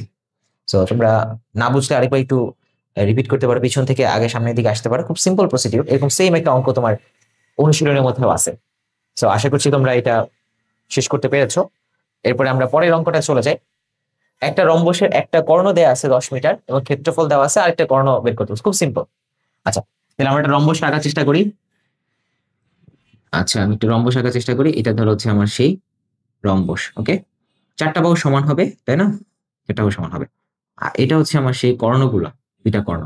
এটাকে ধরলাম D1, এটাকে ধরলাম D2। আচ্ছা, রম্বসের ক্ষেত্রফলের সূত্র আমরা জানি। আচ্ছা, রম্বসের ক্ষেত্রফল হচ্ছে হাফ ইন্টু D1 D2। ক্ষেত্রফল কত দেওয়া আছে? 120, তাহলে 120। ঠিক আছে। আচ্ছা, তাহলে একটা কর্ণ বলা দেওয়া আছে হচ্ছে তোমার 10, তাহলে হাফ ইন্টু 10 ইন্টু ধরে নিলাম এটা 10, এটা হচ্ছে তোমার 10 ওকে। তাহলে half into 10 into D2 is equal to হচ্ছে 120। সূত্রটাকে এখান থেকে D2 কিন্তু সহজেই বের করে নেওয়া যায় ওকে। আচ্ছা, আমরা একটু D2 বের করবো এখন। এটাকে 120 ইন্টু 2 ডিভাইড বাই 10, তো হচ্ছে 24। তাহলে D2 ইজ ইকুয়াল টু কি আসে? 24 মিটার। তার মানে এটা যদি সরি এটা 10 হবে না, এটা তো অবশ্যই 10 হবে না, এটা তো বড় বাহু তাই না? আচ্ছা, আমি একটু সুন্দর করে আবার একটু আঁকি। আচ্ছা আচ্ছা, এইটা হচ্ছে 10 হবে তাই না? D1 ইজ ইকুয়াল টু 10 হবে। আর এইটা হচ্ছে তোমার আরেকটা বাহু যেটা পেয়ে গেলাম, সেটা হচ্ছে তোমার 24। সমস্যা নাই, ঠিক আছে। এই যে এই হচ্ছে আমাদের 24। আচ্ছা, তা আমাদের অপর কোণটা বের করতে বলছিল, আমরা অপর কোণটা বের করে ফেলছি। এখন হচ্ছে পরিসীমা বের করতে বলছে। তাহলে দেখো আমাদের পরিসীমা কোনটা? এটা হচ্ছে এ, এটা এ, এটা এ, এটা এ, চারটা বাহু হচ্ছে এ। তাহলে রম্বসের পরিসীমা হচ্ছে 4a। তাহলে পরিসীমা ইজ ইকুয়াল টু হচ্ছে 4a। তাহলে আমাদের এখন এর বাহু এর মান প্রয়োজন আছে। হ্যাঁ, এর মান প্রয়োজন আছে। এর মান বের করতে পারলে আমরা হচ্ছে পরিসীমার মান বের করতে পারবো, কিন্তু আমাদের কাছে D1 এবং D2 ভ্যালু আছে ওকে। আচ্ছা, এখন তোমাদের একটা টার্ম জানতে হবে, সেটা হচ্ছে নোট করে রাখো এটাকে। রম্বসের কর্ণদ্বয় পরস্পরকে সমকোণে সমদ্বিখণ্ডিত করে, এই জিনিসটা তোমাদের জানতে হবে। ঠিক আছে, সমকোণে সমদ্বিখণ্ডিত করে, দুইটা কথা এখানে। সমদ্বিখণ্ডিত করে, ঠিক আছে? তাহলে রম্বসের কর্ণ দুইটা আছে, তারা একে অপরকে সমকোণে সমদ্বিখণ্ডিত করবে। সমদ্বিখণ্ডিত করা মানে হচ্ছে একদম হাফ হাফ করে ফেলা। তাহলে পুরোটা যদি 24 হয় তাহলে এই পাশটা হবে 12, এই পাশটা হবে 12। পুরোটা যদি 10 হয় এই পাশটা হবে 5, এই পাশটা হবে 5। ওকে, তাহলে আমরা সমদ্বিখণ্ডিত করা বুঝলাম। এখন যদি বলি সমকোণে সমদ্বিখণ্ডিত করা, তার মানে এই মাঝখানের অ্যাঙ্গেলটা হবে 90 ডিগ্রি, ঠিক আছে? সমকোণ সৃষ্টি করবে এবং সমদ্বিখণ্ডিত করবে। তো আমি এখানে একটা ত্রিভুজ কল্পনা করি, এ বি, এটা ধরো হচ্ছে তোমার ও দিলাম, তাহলে হচ্ছে এ ও বি, এই ত্রিভুজটার কথা যদি চিন্তা করি তাহলে হচ্ছে আমরা খুব সহজে কিন্তু বের করে ফেলতে পারি, ঠিক আছে? আচ্ছা, তাহলে আমরা চিন্তা করি এখানে এটা মুছে ফেলি, এটা আমাদের প্রয়োজন নাই। তাহলে হচ্ছে ত্রিভুজ এ ও বি এ, এটা একটা সমকোণী ত্রিভুজ হবে না, কারণ মাঝখানে অ্যাঙ্গেল হচ্ছে 90 ডিগ্রি। আচ্ছা, কিন্তু অতিভুজ হিসেবে কাজ করে কোনটা বলতো? 90 ডিগ্রি ঠিক বিপরীত জিনিসটা হচ্ছে, বিপরীত বাহুটা হচ্ছে অতিভুজ, তাই না? তাহলে হচ্ছে a square is equal two 12 square plus 5 square, ঠিক আছে? তাহলে এইটা হচ্ছে আমার সমকোণ, তাই না? সমকোণের বিপরীতে কে থাকে? অতিভুজ। তার মানে অতিভুজ স্কয়ার ইজ ইকুয়াল টু লম্ব স্কয়ার ভূমি স্কয়ার। তাহলে অতিভুজ স্কয়ার ইজ ইকুয়াল টু লম্ব স্কয়ার ভূমি স্কয়ার। তাহলে a ইজ ইকুয়াল টু কি হবে? Root over 12 square plus 5 square, সুতরাং হচ্ছে 13 হবে, ঠিক আছে? 13 মিটার। তাহলে এর ভ্যালু যদি আমি 13 মিটার পাই তাহলে পরিসীমা বের করে ফেলতে পারবো। তাহলে হচ্ছে 4 ইন্টু 13, ঠিক আছে? 52 হবে মোস্ট প্রবাবলি, এত মিটার, ঠিক আছে? তারপর আমি একটু ক্রস চেক করে নিব, যাচ করে নিব, কারণ মানুষ মাত্রই ভুল, ঠিক আছে? সো আমরা বের করে ফেললাম, একটা হচ্ছে তোমার 24 মিটার ছিল অপর কর্ণটা দৈর্ঘ্য এবং পরিসীমা ছিল 52। সো আমাদের অঙ্কটা কিন্তু হয়েছে। তো এর পরের অঙ্কটা দেখবো। আচ্ছা, এই পরের অঙ্কটা দেখার আগে আমি একটু দেখে আসি আমাদের ভিডিওটা হচ্ছে কিনা। আচ্ছা, আমাদের ভিডিওটা খুব সুন্দর করে হচ্ছে, সো আমরা সামনের দিকে আগাতে পারি। আচ্ছা, তাহলে ট্রাপিজিয়ামের, আচ্ছা আমরা এই ভিডিওটাতে শুধুমাত্র উদাহরণগুলো সলভ করবো, এর পরের ভিডিওতে আমরা অনুশীলনীটাও সলভ করবো ইনশাল্লাহ। সো একটা বলা আছে, একটা ট্রাপিজিয়াম, তার সমান্তরাল বাহুদের দৈর্ঘ্য হচ্ছে 91 সেন্টিমিটার এবং 51 সেন্টিমিটার। সেম একটা অঙ্ক তোমার অনুশীলনীতে আছে, ঠিক আছে? সো এটা পারলে ওটা পারবা ইনশাল্লাহ। তো একটা সামান্তরিক কল্পনা করার চেষ্টা করি, আমি একটু আঁকি, শেপ দিয়ে আঁকি, সুন্দর হবে ইনশাল্লাহ। আচ্ছা, এটা এটা তো মনে হয় আমাদের সেই সামান্তরিক ছিল, একটা ট্রাপিজিয়াম ছিল, এই যে ট্রাপিজিয়াম আঁকলাম, ঠিক আছে? এই যে হচ্ছে সেই ট্রাপিজিয়াম। আচ্ছা, তাহলে এখন বলা হয়েছে যে ট্রাপিজিয়ামের সমান্তরাল বাহুদ্বয়, সমান্তরাল বাহুদ্বয় কোনটা? একটা এটা, একটা এটা, সমান্তরাল বাহুদ্বয়, ঠিক আছে? তাহলে বলছে হচ্ছে একটা হচ্ছে 91, একটা 51। তাহলে এটা হচ্ছে 91 মিটার আর এটা হচ্ছে 51 মিটার, ঠিক আছে? সরি, সেন্টিমিটার দেয়া আছে, তো আমরা সেন্টিমিটার একটু দেখার চেষ্টা করব, কারণ প্রশ্নে যেটা বলা হয়েছে আমাদেরকে সেটাই করতে হবে, সেন্টিমিটার। ওকে, আর এটা হচ্ছে আমাদের 51 সেন্টিমিটার। আচ্ছা, তাহলে এখন বলছে যে অপর বাহু দুইটার দৈর্ঘ্য 37 আর হচ্ছে 13।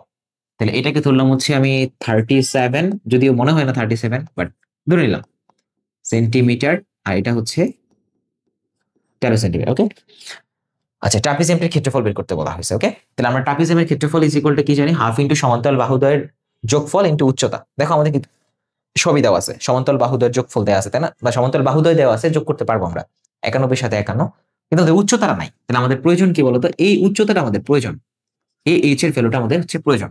এটা যদি বের করে ফেলতে পারি তাহলে কিন্তু আমরা খুব সহজেই সমান্তরাল ক্ষেত্রফলটা বের করে ফেলতে পারবো। ওকে, তাহলে আমরা কিছু পয়েন্ট একটু ডিনোট করি। এটা দিলাম এ পয়েন্ট, আচ্ছা এটা দিলাম হচ্ছে তোমার এ পয়েন্ট, দেখো এটা এ, এটা বি, এটা সি, এটা ডি, এখানেও একটা লম্ব টানবো, এটা হচ্ছে ই, আর এটা হচ্ছে এফ, ঠিক আছে?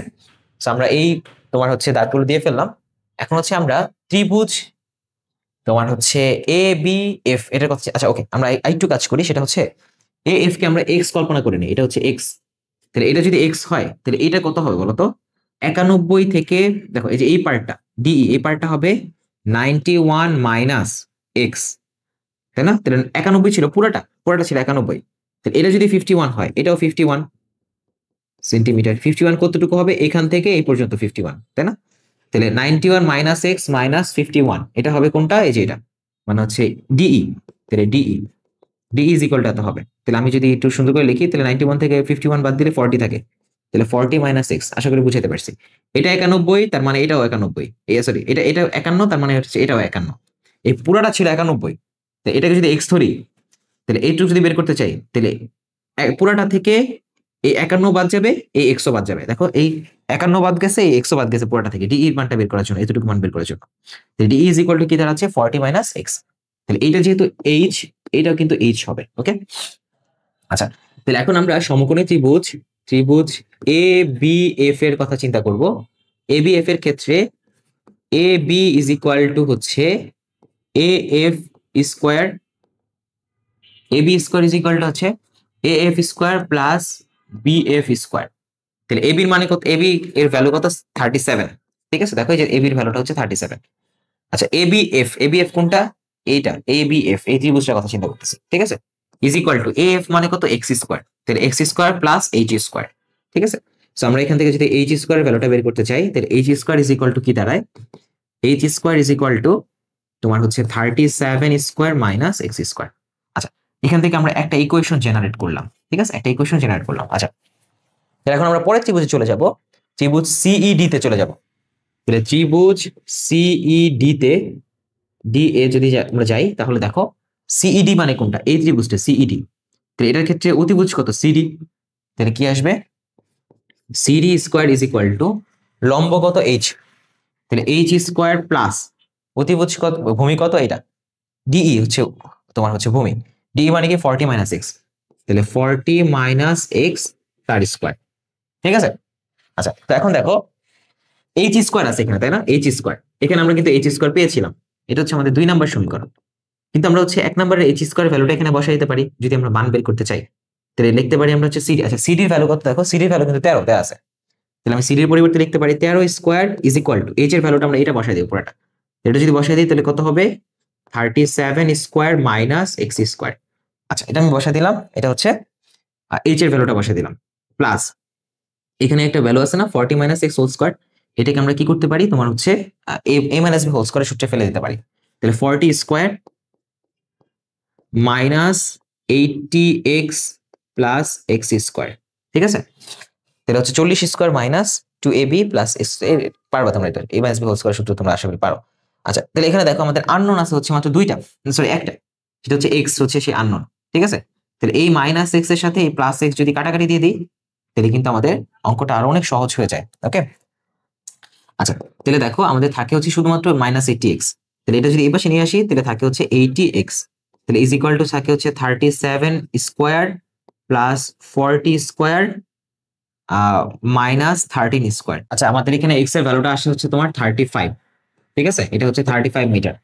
আচ্ছা ওকে, তাহলে এখন দেখো আমরা কিন্তু এক্স এর ভ্যালুটা পেয়ে গেছি, এটা হচ্ছে আমাদের এক্স এর ভ্যালু, এটা হচ্ছে 35 মিটার।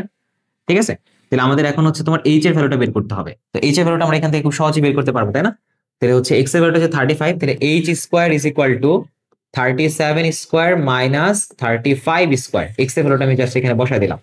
তাহলে এখানে আমি যদি হিসাব নিকাশ করি তাহলে যেটা আসবে সেটা হচ্ছে 37 square minus 35 square is equal to হচ্ছে 144, দুটো বার যদি করে দিই তাহলে হচ্ছে 12, তাহলে এইচ ইজ ইকুয়াল টু হচ্ছে 12 মিটার। ওকে, সো আমরা কিন্তু এটা খুব সহজেই করে ফেললাম। তাহলে এইচ এর ভ্যালুটা আসলো কি আমাদের তোমার হচ্ছে 12 আসলো। আচ্ছা তো আমাদের এখন সামান্তরিক ট্রাপিজিয়াম যেটা ক্ষেত্রফল, ক্ষেত্রফলটা কিন্তু আমরা বের করতে পারবো। তাহলে ক্ষেত্রফল ইজ ইকুয়াল টু হচ্ছে তোমার হাফ ইন্টু সমান্তরাল বাহুদের যোগফল, তাহলে সমান্তরাল বাহু একটা হচ্ছে 91 আর একটা হচ্ছে কি 51, তাহলে 51 এই দুইটা যোগফল ইন্টু উচ্চতা, উচ্চতা আসলে আমাদের কত 12, তাহলে হচ্ছে আমরা হিসাবটা করে ফেলি 852 বর্গ মিটার। ওকে, সো আমরা কিন্তু খুব সহজেই কিন্তু এটা বের করে ফেললাম। আচ্ছা এরপরে চলো আমরা নেক্সট অঙ্কে চলে যাই, এটা হচ্ছে একটা সুষম পঞ্চভুজ, তার প্রতি বাহুর দৈর্ঘ্য হচ্ছে 4 সেন্টিমিটার হলে এটা ক্ষেত্রফল কত হবে। ওকে, তাহলে একটা সুষম পঞ্চভুজ এখানে আমরা শেপ থেকে কল্পনা করতে পারি, একটা সুষম পঞ্চভুজ, এই দেখো আমাদের সুষম পঞ্চভুজটা চলে আসছে।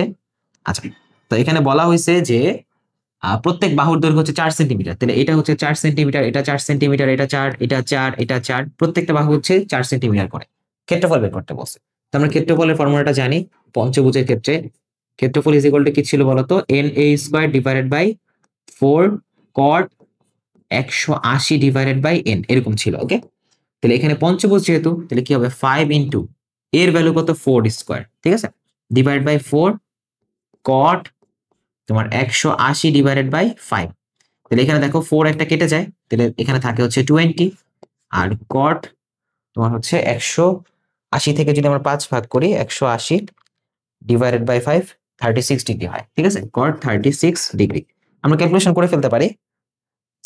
তোমার হচ্ছে tan 36 কে যদি উল্টায় দিই তাহলে হচ্ছে আমরা cot 36 চলে আসে, তাহলে ইনটু 20। ঠিক আছে, তো হিসাবটা আসে হচ্ছে তোমার 27.52। এটা হচ্ছে কি আমাদের ক্ষেত্রফল আসে বর্গ সেন্টিমিটার। ঠিক আছে, বর্গ সেন্টিমিটার।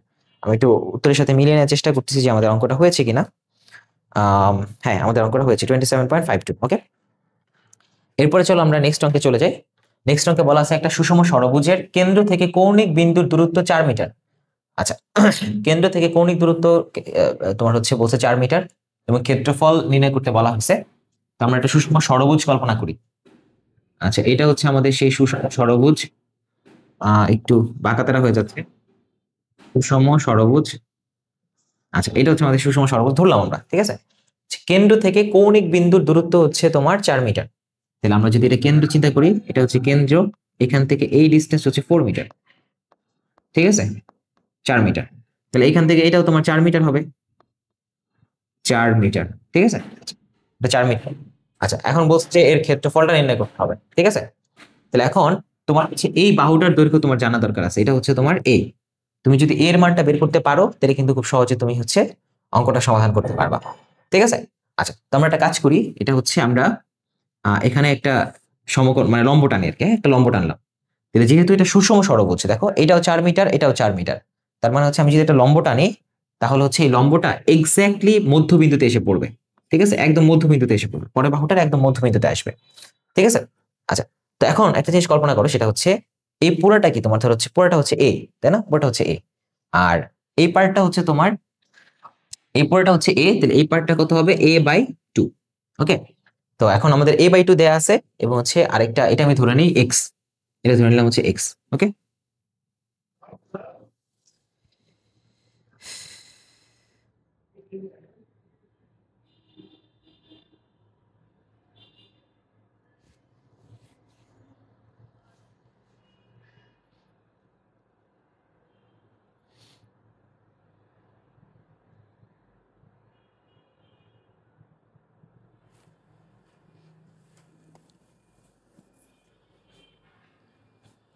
তো আমরা এর পরের উদাহরণ, যেটা উদাহরণ 16, এটা সলভ করবো ইনশাল্লাহ। তো উদাহরণ 16তে যেটা বলা, সেটা হচ্ছে একটা সুষম ষড়ভুজের কেন্দ্র থেকে কৌণিক বিন্দু দূরত্ব হচ্ছে 4 মিটার। আচ্ছা, তো আমরা একটা ষড়ভুজ কল্পনা করার চেষ্টা করি। এটা ধরো সেই আমাদের ষড়ভুজ, যেটা সুষম, তার মানে প্রত্যেকটা বাহু হচ্ছে সমান। আচ্ছা, বলছে কি কেন্দ্র থেকে কৌণিক বিন্দু দূরত্ব। তাহলে কেন্দ্র আমি ধরলাম হচ্ছে এটা কেন্দ্র, এটা থেকে একটা কৌণিক বিন্দু দূরত্ব, দেখো এই যে কৌণিক বিন্দু মানে এই কোণাকুণি দূরত্ব হচ্ছে 4 মিটার। ঠিক আছে, এটা হচ্ছে তোমার 4 মিটার। ওকে, তাহলে এটা ক্ষেত্রফলটা বের করতে বলা হয়েছে। ওকে, আচ্ছা, তো আমি যদি এটা সবগুলো কৌণিক বিন্দু মিলাই দেওয়ার চেষ্টা করি, সবগুলো কৌণিক বিন্দু যদি মিলাই দেওয়ার চেষ্টা করি, তাহলে যেটা দাঁড়ায় সেটা হচ্ছে টোটাল এরকম অ্যাঙ্গেল কয়টা ক্রিয়েট করতে পারে। এটা যদি থিটা করি, থিটা চিন্তা করি, তাহলে দেখো একটা থিটা, দুইটা থিটা, তিনটা থিটা, চারটা থিটা, পাঁচটা থিটা, 6টা থিটা। তার মানে 6টা ভাগে ভাগ হয়েছে। হ্যাঁ, তো কেন্দ্রের মধ্যে টোটাল কত ডিগ্রি অ্যাঙ্গেল ক্রিয়েট হয়? কেন্দ্রের মধ্যে পুরাটা 360 ডিগ্রি ক্রিয়েট হয়। তাহলে 360 ডিগ্রিকে আমি যদি 6 দিয়ে ভাগ করে দিই, দেখো তাহলে আমরা থিটার ভ্যালুটা পেয়ে যাবো না? Theta is equal two, theta is equal two কত আসে? 60 ডিগ্রি চলে আসে, তাই না? তাহলে দেখো 360 ডিগ্রি ছিল কি, পুরাটা অ্যাঙ্গেল ছিল 360 ডিগ্রি। এটাকে 6টা ভাগে ভাগ করা হয়েছে এবং সুষমভাবে ভাগ করা হয়েছে, সমানভাবে ভাগ করা হয়েছে। কেন সমানভাবে ভাগ করা হয়েছে? কারণ এটা একটা সুষম ষড়ভুজ, তাই না? তাহলে সুষম ষড়ভুজের ভিতরে অ্যাঙ্গেল গুলোকে সমানভাবে ভাগ করা হতো। ঠিক আছে, তাহলে 6 ভাগে ভাগ করলে থাকে হচ্ছে তোমার 60 ডিগ্রি। তাহলে এই ত্রিভুজটার কথা চিন্তা করো, আমি একটু কালার চেঞ্জ করি, আমি একটু কালার চেঞ্জ করলাম। দেখো এই ত্রিভুজটার কথা যদি চিন্তা করি, তাহলে এই ত্রিভুজটার ক্ষেত্রফল কত হবে? আমি যদি ধরি এটা এ, এটা ধরো বি, আর এটা ধরো হচ্ছে ও, তাহলে ত্রিভুজ এ ও বি এর ক্ষেত্রফল ইজ ইকুয়াল টু কি দাঁড়াবে? Half into A B sign C, তাই না? আমরা দেখে দেখে আসছিলাম না, যদি দুইটা বাহু দেওয়া থাকে, দুইটা বাহুর দৈর্ঘ্য দেওয়া থাকে এবং হচ্ছে মধ্যবর্তী কোণ জানা থাকে আমাদের, তাহলে দুইটা বাহুর দৈর্ঘ্য কত? একটা বাহু 4, আরেকটা বাহু হচ্ছে 4, তাই না? এই ত্রিভুজটা দেখো, এই যে 4 সেন্টিমিটার, 4 মিটার, এই যে 4 মিটার, মধ্যবর্তী অ্যাঙ্গেল হচ্ছে থিটা, যেটা মানে হচ্ছে 60। তাহলে ইন্টু কস, সরি, হ্যাঁ, হাফ ইন্টু সাইন 60 ডিগ্রি। ওকে, তাহলে এখান থেকে 2 2 কাটা, এখানে 2 থাকে, তাহলে 8 থাকে এখানে 8, আর সাইন 60 ডিগ্রি মানে হচ্ছে √3 ডিভাইড বাই 2, তাহলে এটা কাটা যেয়ে থাকে হচ্ছে 4, তাহলে মানে হচ্ছে 4√3 মিটার। ঠিক আছে, সো আমরা কিন্তু এই ত্রিভুজটার ক্ষেত্রফল বের করে ফেললাম, এ ও বি ত্রিভুজের ক্ষেত্রফল বের করে ফেললাম। তাহলে এ ও বির মতো কয়টা ত্রিভুজ আছে? টোটাল 6টা ত্রিভুজ আছে। একটা, দুইটা, তিনটা, চারটা, পাঁচটা, 6টা ত্রিভুজ আছে। তাহলে পুরো ষড়ভুজের ক্ষেত্রফল কত আসবে? ক্ষেত্রফল ইজ ইকুয়াল টু 6 ইন্টু ত্রিভুজ এ ও বি। তাহলে হচ্ছে 6 ইন্টু এটা কত আসে ক্ষেত্রফল তোমার 4√3, তার মানে 4√3। ঠিক আছে, তাহলে 4 6 24, তাহলে 24√3 বর্গ মিটার। ঠিক আছে, সো 24 ইন্টু √3 করলে কত আসে? 24 ইন্টু √3, তাহলে আসে হচ্ছে 41.56। ও তোমাদের এখানে 24.24√3 দেওয়া আছে, তো আমি এতটুকুই রাখলাম। আশা করি তোমরা অঙ্কটা বুঝেছো। এরপরে আমাদের উদাহরণের শেষ, এই অধ্যায়ের উদাহরণের শেষ যে ম্যাথটা আছে সেটা আমরা সলভ করি। একটু বড় আছে, একটু মনোযোগ দিলে পারবা আশা করি। ওকে, আচ্ছা, এখন বলছে এখানে এখানে একটা মানে ফিগার দেওয়া আছে। ফিগারটার ক্ষেত্রে যে জিনিসগুলো আমাদের খেয়াল রাখতে হবে সেটা হচ্ছে, দেখো যেটা 50 বলে দেওয়া আছে আর এটা দেওয়া আছে 14, তাহলে এইটার সাথে এটা সমান এবং এটার সাথে এটা সমান, এই তিনটা জিনিস সমান। এইটা এইটা এবং এটা সমান, দেখো যে দুইটা দাগ দিয়ে দেওয়া আছে, আর একটা দাগ দিয়ে দেওয়া আছে এটা এবং এটা, তার মানে এই দুইটা সমান। তো এই আয়তক্ষেত্রটার কথা যদি চিন্তা করি, এবিসিডি আয়তক্ষেত্রের কথা যদি চিন্তা করি, তাহলে এবিসিডি আয়তক্ষেত্রের একটা বাহু হচ্ছে তোমার 50, আরেকটা বাহু হচ্ছে তোমার 14, তাই না? মানে বিপরীত বাহুগুলো, এক জোড়া বিপরীত বাহু হচ্ছে 50, আরেক জোড়া বিপরীত বাহু হচ্ছে 14। তাহলে আয়তক্ষেত্রের ক্ষেত্রফল, সরি, আয়তক্ষেত্রের কর্ণের দৈর্ঘ্যটা বের করতে বলছে। ঠিক আছে, তাহলে এই আয়তক্ষেত্রের জন্য ক নাম্বার যদি করি, তাহলে আয়তক্ষেত্রের জন্য আয়তক্ষেত্রের দৈর্ঘ্য এ ইজ ইকুয়াল টু কত? 50 মিটার। মোস্ট প্রবাবলি এগুলো মিটারে দেয়া আছে। আচ্ছা, কিছুই দেওয়া নেই, ধরে নিচ্ছি মিটার। ওকে, আচ্ছা, এরপরে হচ্ছে তোমার প্রস্থ, কিছু না দেওয়া থাকলে তোমরা একক লিখবা, 50 একক, বাট আমি আপাতত মিটার হিসেবে লিখতেছি। B is equal to 14 metre. সুতরাং কর্ণ হচ্ছে তোমার √a² প্লাস বি স্কোয়ার, তার মানে কত হবে? 50² প্লাস 50² প্লাস হচ্ছে তোমার 14², তাহলে 14²। তাহলে হচ্ছে আমরা যদি ক্যালকুলেশন করি, 50² প্লাস 14² √, তাহলে 51.92। হ্যাঁ, তোমাদের উত্তরের সাথে মিলেছে। তাহলে হচ্ছে 51.92 বর্গ মিটার। ঠিক আছে, আচ্ছা, এখানে তো তোমার সেন্টিমিটার মিটার কিছুই বলা নাই প্রশ্নের মধ্যে, বাট তোমাদের বইয়ে সেন্টিমিটার ধরছে। ওকে, তোমার সেন্টিমিটার ধরো, নো প্রবলেম। আচ্ছা, ওকে, তাহলে আমরা কিন্তু ক নম্বর প্রশ্ন সলভ করে ফেলছি। এরপরে বলছে যে ক্ষেত্রটির ক্ষেত্রফল পূর্ণ সংখ্যায় নির্ণয় করো। ক্ষেত্রটার ক্ষেত্রফল নির্ণয় করতে বলা হয়েছে, খুব সহজ। আচ্ছা, তাহলে এই ক্ষেত্রটার মধ্যে দেখো দুইটা জিনিস আছে, একটা হচ্ছে তোমার আয়তক্ষেত্র আছে, আয়তক্ষেত্র, আরেকটা হচ্ছে ত্রিভুজ আছে। তাহলে আয়তক্ষেত্রের ক্ষেত্রফল কত হবে? আয়তক্ষেত্রের ক্ষেত্রফল হবে হচ্ছে ভূমি ইন্টু, সরি, দৈর্ঘ্য ইন্টু প্রস্থ। তাহলে 50 ইন্টু 14, ঠিক আছে, তার মানে 700 বর্গ মিটার। ঠিক আছে, আয়তক্ষেত্র। এখন এরপরে কি, এটা ত্রিভুজ আছে, তো ত্রিভুজ ক্ষেত্রের ক্ষেত্রফল, দেখো আমরা কিন্তু এই বাহুটা জানি 50, এই বাহুটা জানি 50, তাই না? মধ্যবর্তী কোণ জানি, তাহলে আমরা যে দুইটা বাহু এবং মধ্যবর্তী কোণ জানি, half into AB sine C, এরকম দেখছিলাম। তাহলে একটা বাহু হচ্ছে 50, আরেকটা বাহুও 50, ইন্টু সাইন মধ্যবর্তী অ্যাঙ্গেল কত? 73.74। ঠিক আছে, তো আমরা যদি একটু ক্যালকুলেশন করি, তাহলে হচ্ছে তোমার 50 ইন্টু 50 ইন্টু 0.5 ইন্টু সাইন তোমার হচ্ছে 73.74, সো এখান থেকে আসে 1200, 1200, তাহলে হচ্ছে তোমার 1200 বর্গ মিটার। ঠিক আছে, তাহলে সম্পূর্ণ ক্ষেত্রফল, ক্ষেত্রটির ক্ষেত্রফল ইজ ইকুয়াল টু আসবে 1200 প্লাস হচ্ছে 700 ইজ ইকুয়াল টু হচ্ছে তোমার 1900। ঠিক আছে, 1900 বর্গ মিটার। হোপফুলি আমাদের অঙ্কটা হয়েছে, আমরা একটু মিলিয়ে দেখি। হ্যাঁ, আমাদের অঙ্কটা হয়েছে। এরপরে দেখো গ নম্বরে বলছে সমদ্বিবাহু ত্রিভুজটির গ্রহণযোগ্য পরিসীমা নির্ণয় করো। তাহলে সমদ্বিবাহু ত্রিভুজের গ্রহণযোগ্য পরিসীমা, এটা একটা সমদ্বিবাহু সৃষ্টি হচ্ছে ত্রিভুজ। আচ্ছা, আমি একটু দেখাচ্ছি, আমাদের ব্রাশটা আসতেছে না। স্মার্ট বোর্ড আনস্মার্ট কাজ করলে আমার কাছে অনেক বিরক্ত লাগে, কিন্তু কিছু করার নাই। আচ্ছা, ওকে, তাহলে চলো আমরা গ নম্বর প্রশ্নটা দেখার চেষ্টা করি। এখানে দেখো কি বলছে, সমদ্বিবাহু ত্রিভুজের গ্রহণযোগ্য পরিসীমা নির্ণয় করো।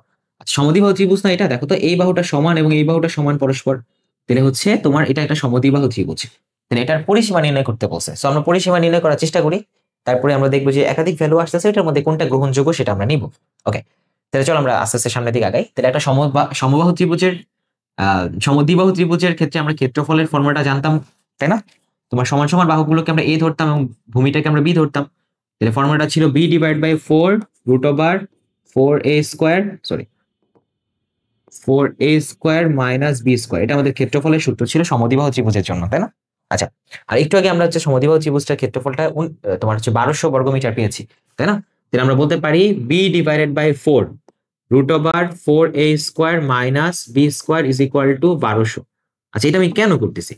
এটা কেন করতেছি এর কারণটা হচ্ছে বলছে পরিসীমা বের করতে। আমি কিন্তু দুইটা বাহুর দৈর্ঘ্য জানি, এটা জানি 50, এটাও জানি 50। এই বাহুটার দৈর্ঘ্য আমার প্রয়োজন, মানে বি এর ভ্যালুটা আমার প্রয়োজন। কিন্তু আমাদের আরেকটা জানা মান আছে, সেটা হচ্ছে এর ক্ষেত্রফল 1200, এটা আমাদের জানা মান আছে, আগের অঙ্কটা করে এসেছি। ওকে, সো সেক্ষেত্রে আমরা ক্ষেত্রফল সূত্রটা, ক্ষেত্রফলের মানে কনসেপ্টটা ব্যবহার করে আমরা ওই যে টিক দেওয়া যে বাহুটা, সেই বাহুটার দৈর্ঘ্যটা বের করতে চাই।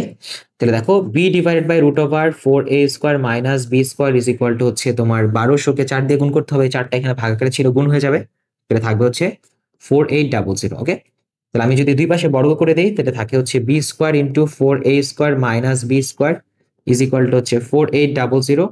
সো এখান থেকে থাকে, আচ্ছা এর ভ্যালুটা আমরা জানি, এর ভ্যালুটা আমরা জানি কত, 50, তাই না? এই সমান সমান বাহু, এটা 50, এটা 50 ছিল, তাই না? এই যে এটা, এটার মতো 50, তাই না? উপরে বাহু দুইটা, তাহলে আমরা এটা ভ্যালুটা বসাই দিব। তাহলে b² 50² কত করলে কত হয়? 50² করলে হচ্ছে 2500 হয়। তাহলে 2500 যদি 4 দিয়ে গুণ করে দিতে 10,000 হবে, ঠিক আছে? 10,000, তাহলে আমরা বসাই দিতে পারি 10,000 minus b² is equal two 4800। ভালোই বড় অঙ্ক হচ্ছে বলে মনে হচ্ছে। তাহলে 10,000 b² minus b⁴ is equal minus 4800 is equal two 0। এখন আমি যদি b⁴ কে এক জায়গায় আনি, মানে হচ্ছে ওই সবগুলো দুই পাশে পাঠিয়ে দিই, ঠিক আছে? বা -1 দ্বারা সবগুলো যদি গুণ করে দিই, তাহলে হচ্ছে minus 10,000 b² plus 4800 is equal two 0, ঠিক আছে? এরকম একটা অঙ্ক আমরা সলভ করছিলাম 16.1-এ। ওকে, আচ্ছা, তাহলে আমরা এখন ধরে নিব b² ইজ ইকুয়াল টু হচ্ছে x, তাহলে b⁴ ইজ ইকুয়াল টু হবে হচ্ছে x², এটা হবে, ঠিক আছে? তাহলে এখানে কি আসে, x² minus 10,000 x plus 4800 is equal two 0। আচ্ছা, একইভাবে আমরা হচ্ছে x এর ভ্যালুটা এখন আমরা বের করব। তো ওকে, এখন যদি আমরা x এর ভ্যালুটা বের করতে চেষ্টা, সরি, আমরা তো একটা বিশাল ভুল করে ফেলছি, এখানে একটা স্কোয়ার হবে না? আচ্ছা, তো এখানে কিন্তু একটা স্কোয়ার হবে, আমরা কিন্তু ভুলে স্কোয়ারটা দেই নাই। এই পাশটা স্কোয়ার হয়েছে, কিন্তু এই পাশটা স্কোয়ার, এগুলো স্কোয়ার হবে, ঠিক আছে? এটা স্কোয়ার হবে, এটা স্কোয়ার হবে, এটা স্কোয়ার হবে। ওকে, আচ্ছা, তো এখন হচ্ছে আমরা যদি সামনের দিকে একটু আগাই, তাহলে দেখো আমাদের যদি আমরা সমাধান করার চেষ্টা করি, তাহলে যেটা আসবে সেটা হচ্ছে তোমার এখানে ক্যালকুলেটরের মাধ্যমে আমরা একটা সমাধান করব। তাহলে এক্স এর একটা ভ্যালু আসছে হচ্ছে তোমার, এক্স এর একটা ভ্যালু 6400 এবং একটা ভ্যালু আসছে হচ্ছে তোমার 3600। ওকে, আচ্ছা, তো এখন এর আগের লাইনটা কি হইতে পারতো? এর আগের লাইনটা হইতে পারতো x minus 6400 is equal to হচ্ছে 0, ইজ ইকুয়াল টু 0। এর আগের লাইনটা হইতে পারতো হচ্ছে তোমার x minus 3600 is equal two 0। এর আগের লাইনটা কি হইতে পারতো, x মাইনাস 6400 এটা ইনটু, সরি, হ্যাঁ, এটা into x minus 3600 is equal to হচ্ছে 0, এটা হইতে পারতো। আর এর আগের লাইনটা হইতে পারতো x² minus 6400x minus 3600x, আচ্ছা, প্লাস এই দুইটার তোমার হচ্ছে গুণফল, মানে ওই যে 4800 তার স্কোয়ার। তাহলে হচ্ছে তোমার 4800 তার স্কোয়ার করলে আসে অনেক বড় একটা ভ্যালু আসে। আচ্ছা, তাহলে আমি একটু 6400 ইন্টু 3600, আচ্ছা, তাহলে এখানে অনেক বড় একটা ভ্যালু আসে, এটা হচ্ছে তোমার 2304000 ইজ ইকুয়াল টু 0। আচ্ছা, ওকে, আমাদের হয়েছে। তাহলে আমরা দেখো মিডল টার্ম কিন্তু আমরা করতে পারতাম, কিন্তু হচ্ছে এইভাবে যে ভাঙা লাগবে এটাকে আমরা কিভাবে বুঝবো, এটাকে কিভাবে ভাঙা লাগবে? আমরা হচ্ছে আগে ভ্যালুটা বের করছি, তারপর উপরে দিকে আগাইছি। ওকে, তাহলে x² তো আমাদের অঙ্কে ছিল না, আমরা তো x² x কে ধরে নিয়েছিলাম, কাকে? x ধরে নিয়েছিলাম হচ্ছে b² কে, তাই না? তাহলে এটার পরিবর্তে আমরা b² বসাই দিব, ইজ ইকুয়াল টু হচ্ছে 6400, আর এখানেও b² বসে যাবে, ইজ ইকুয়াল টু হচ্ছে তোমার 3600। সুতরাং b ইজ ইকুয়াল টু হচ্ছে 60 মিটার আসে, আর এখান থেকে b এর ভ্যালুটা আসে তোমার তোমার হচ্ছে তোমার এটাকে ভাগ করলে 80 মিটার আসে। ওকে, সো আমরা দেখো খুব সহজে কিন্তু দুইটা বি এর ভ্যালু পেয়ে গেলাম, তাই না? কিন্তু আমাদের দুইটা কিন্তু গ্রহণযোগ্য হবে না। কেন হবে না দুইটা গ্রহণযোগ্য? এটার একটা কারণ আছে, সেটা হচ্ছে এই বাহুটার দৈর্ঘ্য যদি ছোট হয় তাহলে একরকম ক্ষেত্রফল হবে, এই বাহুটার দৈর্ঘ্য যদি বড় হয় তাহলে আরেক রকম ক্ষেত্রফল হবে, তাই না? কিন্তু আমাদের ক্ষেত্রফল তো 1200, এটা তো ফিক্সড। সো এখানে চাইলেও আমি দুইটা ভ্যালু বসাতে পারবো না, এখানে ভ্যালু আসবে একটা। এখন কোনটা আমাদের গ্রহণযোগ্য, এটাই অ্যাকচুয়ালি তোমাদের এখানে জানতে চাই, অবশ্যই। ওকে, আচ্ছা, তাহলে চলো আমরা একটু গ্রহণযোগ্য ভ্যালুটা বসানোর চেষ্টা করি। আমরা ধরে নেই প্রথম ভ্যালু আসছে কত 80, তাহলে আমরা ধরে নেই প্রথমে যে বি এর ভ্যালুটা হচ্ছে 80। ওকে, আচ্ছা তাহলে ধরি বি ইজ ইকুয়াল টু হচ্ছে 80, ঠিক আছে। আচ্ছা তাহলে বি ইজ ইকুয়াল টু যদি 80 হয়, তাহলে দেখো এই বাহু, দেখো এই যে সমদ্বিবাহু ত্রিভুজের জন্য দুইটা বাহু কিন্তু পরস্পর সমান, তাই না? এই বাহুটা 50 ছিল এবং এই বাহুটাও 50 ছিল, দুইটা বাহু কিন্তু পরস্পর সমান, তাই না? আচ্ছা তাহলে দেখো এই বাহুটা আমরা যদি 80 কল্পনা করি, ঠিক আছে, তাহলে এটার ক্ষেত্রফল যদি আমাদের জানা থাকে 1200, আমরা জানি, তাহলে এই থিটার মানটা কত আসবে সেটা আমরা বের করবো। ওকে, আচ্ছা তাহলে আমরা ত্রিভুজের ক্ষেত্রফল মানে হচ্ছে ত্রিভুজের ক্ষেত্রফল তো জানি যে দুইটা বাহু যদি দেওয়া থাকে তাহলে half into A B sign C, এরকম ছিল না, বা সাইন থিটা ছিল, তাহলে আমরা বসাইতে পারি হাফ ইন্টু 50 ইন্টু 80 ইন্টু অন্তর্ভুক্ত কোণ কত থিটা, তাহলে sign theta is equal two 1200, কারণ ক্ষেত্রফল তো আমরা 1200 জানি, তাই না? তাহলে আমি যদি এইটা দিয়ে ক্ষেত্রফল বের করি তাও 1200 আসবে, এই পাশে ক্ষেত্রফল বের করি যেমনি বের করি যেমনি 1200 আসবে, ঠিক আছে। তাহলে হাফ ইন্টু এই বাহু ইন্টু সাইন মাঝখানের অ্যাঙ্গেল ইজ ইকুয়াল টু হচ্ছে তোমার আমার সেই 1200। সো আমি এখান থেকে যদি থিটার মানটা বের করতে চাই তাহলে যেটা আসবে সেটা হচ্ছে 1200 into 2 divided by 50 divided by 80। Okay, তাহলে এটা সাইন থিটার ভ্যালু চলে আসছে, তাহলে হচ্ছে আমরা সাইন ইনভার্স করব, ভ্যালু আসে 36.86, তাহলে থিটা ইজ ইকুয়াল টু হচ্ছে তোমার 36.86 ডিগ্রি। ওকে, আচ্ছা তাহলে এই অ্যাঙ্গেলটা আসছে কত, এই অ্যাঙ্গেলটা আসছে তোমার 36.86 ডিগ্রি। আচ্ছা তাহলে সমান সমান বাহুর বিপরীত অ্যাঙ্গেলগুলো সমান হয়, ঠিক আছে। তাহলে এই অ্যাঙ্গেলটা যদি তোমার 36 আসে, তাই না, এই 36 অ্যাঙ্গেলটা কার কার বিপরীত বাহু ছিল, এর বিপরীতে ছিল, ঠিক আছে। তাহলে এর বিপরীতে যে থাকবে এর বিপরীতে এটাও তোমার হচ্ছে 36 হবে, কেন? কারণ এটা 50 এবং 50 দুইটা কিন্তু সমান সমান বাহু, তাহলে সমান সমান বাহুর বিপরীত কোণগুলো পরস্পর সমান হয়। ওকে, তাহলে এই বাহুটার বিপরীত কোণ হচ্ছে এই থিটা, যেটা ভ্যালুটা পেলাম 36, তাহলে এই বাহুটার বিপরীত বাহু কোণ যেটা হবে এটা হবে 36.86। তাহলে দেখো ত্রিভুজ তোমার এটা হচ্ছে তোমার ইডি, ত্রিভুজ AED এর জন্য টোটাল কোণ কত হবে, কোণ হচ্ছে তোমার 36.86 প্লাস 36.86, এই যে এটা হচ্ছে 36 পয়েন্ট, আচ্ছা মুছে দিই অনেক ঘিজিবিজি হয়ে গেছে। আচ্ছা তাহলে এইটা যেহেতু তোমার সমান সমান বাহু কোনটা ছিল, এটা হচ্ছে একটা বাহু ছিল এবং এটাও একটা বাহু, এই দুইটা বাহু পরস্পর সমান ছিল, তাহলে এই বাহুটার বিপরীত কোণ হচ্ছে এটা আর এই বাহুটার বিপরীত কোণ হচ্ছে এটা, তার মানে এই দুইটা কোণ সমান হবে, তাহলে কোণের ভ্যালু পাইছি 36.86। তাহলে টোটাল অ্যাঙ্গেল কত হবে, এখানে একটা 36.86, এখানে একটা 36.86, আর এটা দেওয়াই আছে 73.74। ওকে, তাহলে হচ্ছে তোমার প্লাস 73.74, তাহলে টোটাল অ্যাঙ্গেল হয় হচ্ছে তোমার টোটাল অ্যাঙ্গেল যেটা হয় সেটা হচ্ছে প্লাস 73.74, টোটাল অ্যাঙ্গেল হয় 147, তাহলে 147.47। তাহলে এইটা তো পসিবল না, তাই না? একটা ত্রিভুজের তিন কোণের সমষ্টি কখনো কি 147 হতে পারে? অবশ্যই পারে না। তার মানে তোমার হচ্ছে এই ত্রিভুজটার ক্ষেত্রে তোমার আমি বাহুর যেটাকে 80 ধরে নিয়েছিলাম, এই 80টা কিন্তু হতে পারে না, ঠিক আছে। কেন হতে পারে না? কারণ ত্রিভুজের তিন কোণের সমষ্টি কখনো 147 ডিগ্রি হতে পারে না। তাহলে এখানে যেহেতু একটু উদ্ভট মান আসতেছে, তার মানে 80টা এটা এখানে হবে না। তো 80 যদি না হয় অবশ্যই 60 হবে। তারপর আমরা এটা একটু জাজ করে দেখি যে 60 এর ক্ষেত্রে আমাদের তিন কোণের সমষ্টি 180 ডিগ্রি আসে কিনা। আচ্ছা তাহলে বি এর আরেকটা ভ্যালু কত, আরেকটা ভ্যালু হচ্ছে তোমার 60, তাহলে ধরি B is equal to 60 metre, ঠিক আছে। তাহলে যদি আমি 60 মিটার কল্পনা করি, তাহলে দেখো আচ্ছা আমি এখানে একটু দেখাই, একটু সুন্দর করে দেখাই। তাহলে বি যদি আমি 60 মিটার কল্পনা করি, দেখো আচ্ছা বি আমি 60 মিটার কল্পনা করতেছি, এটা ছিল 50 মিটার, তাই না? এটাও তোমার 50 মিটার ছিল, এটাও তোমার 50 মিটার ছিল। ওকে, আচ্ছা তাহলে এইটা যদি আমি 60 মিটার কল্পনা করি, তাহলে এই অ্যাঙ্গেলটা আমরা বের করতে পারবো না থিটা। তাহলে দেখো half into 50 into 60 is equal to হচ্ছে তোমার 50 into 60 into sign theta is equal two 1200, তাই না? হাফ ইন্টু মানে হচ্ছে সন্নিহিত বাহু দুইটার গুণফল ইন্টু মানে মধ্যবর্তী কোণ এর সাইন, এটাকে আমরা ত্রিভুজের ক্ষেত্রফল হিসাবে চিন্তামান গত অধ্যায় থেকেই। আচ্ছা তো এখান থেকে আমরা থিটার ভ্যালুটা যদি বের করতে চাই, তাহলে 1200 into 2 divided by 50 divided by 60, তাই না?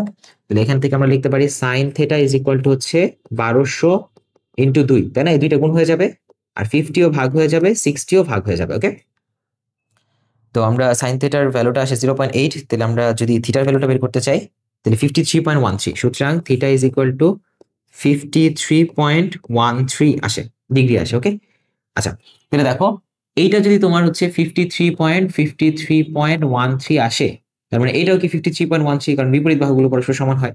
আচ্ছা, এবার দেখো তিন কোণের সমষ্টি ত্রিভুজ AED এর জন্য তিন কোণ বের করি, দেখো তো 53.13 প্লাস 53.13 প্লাস 73.74, তিনটা যোগ করে দেখি 180 হয় কিনা। প্লাস 73.74, তাহলে হ্যাঁ 180 ডিগ্রি হয়, একদম পাকা পাকা 180 ডিগ্রি হয়। তার মানে কি এখানে ত্রিভুজটার তিন কোণের সমষ্টি 180 ডিগ্রি আসছে। তার মানে এই বি এর যে ভ্যালুটা আমরা 60 মিটার কল্পনা করে নিয়েছিলাম, 60 মিটার, এটাই হচ্ছে তোমার গ্রহণযোগ্য ভ্যালু। তাহলে সমদ্বিবাহু ত্রিভুজের গ্রহণযোগ্য ভ্যালুটা কত? 60 মিটার। ঠিক আছে, তো আশা করি আমরা অঙ্কটা শেষ করতে পেরেছি। এরপরে আমাদের উদাহরণ আর নেই, এরপরে আমাদের অনুশীলনী শুরু হয়ে যাবে। তো আমরা অনুশীলনীটা ঠিক পরের ভিডিওটাতে ইনশাআল্লাহ আলোচনা করব। তো এই ভিডিওটা এই পর্যন্তই থাকলো। এই ভিডিওটাতে আমরা মূলত 16.2 এর যে কনসেপ্টগুলো ছিল সেই কনসেপ্টগুলো নিয়ে আলোচনা করেছি। এর পাশাপাশি যে উদাহরণের ম্যাথগুলো ছিল সবগুলো ম্যাথ কিন্তু আমরা সলভ করেছি ইনশাআল্লাহ। সো সবাই ভালো থাকো, সুস্থ থাকো, পরবর্তী ভিডিও দেখার আমন্ত্রণ রইল। আল্লাহ হাফেজ।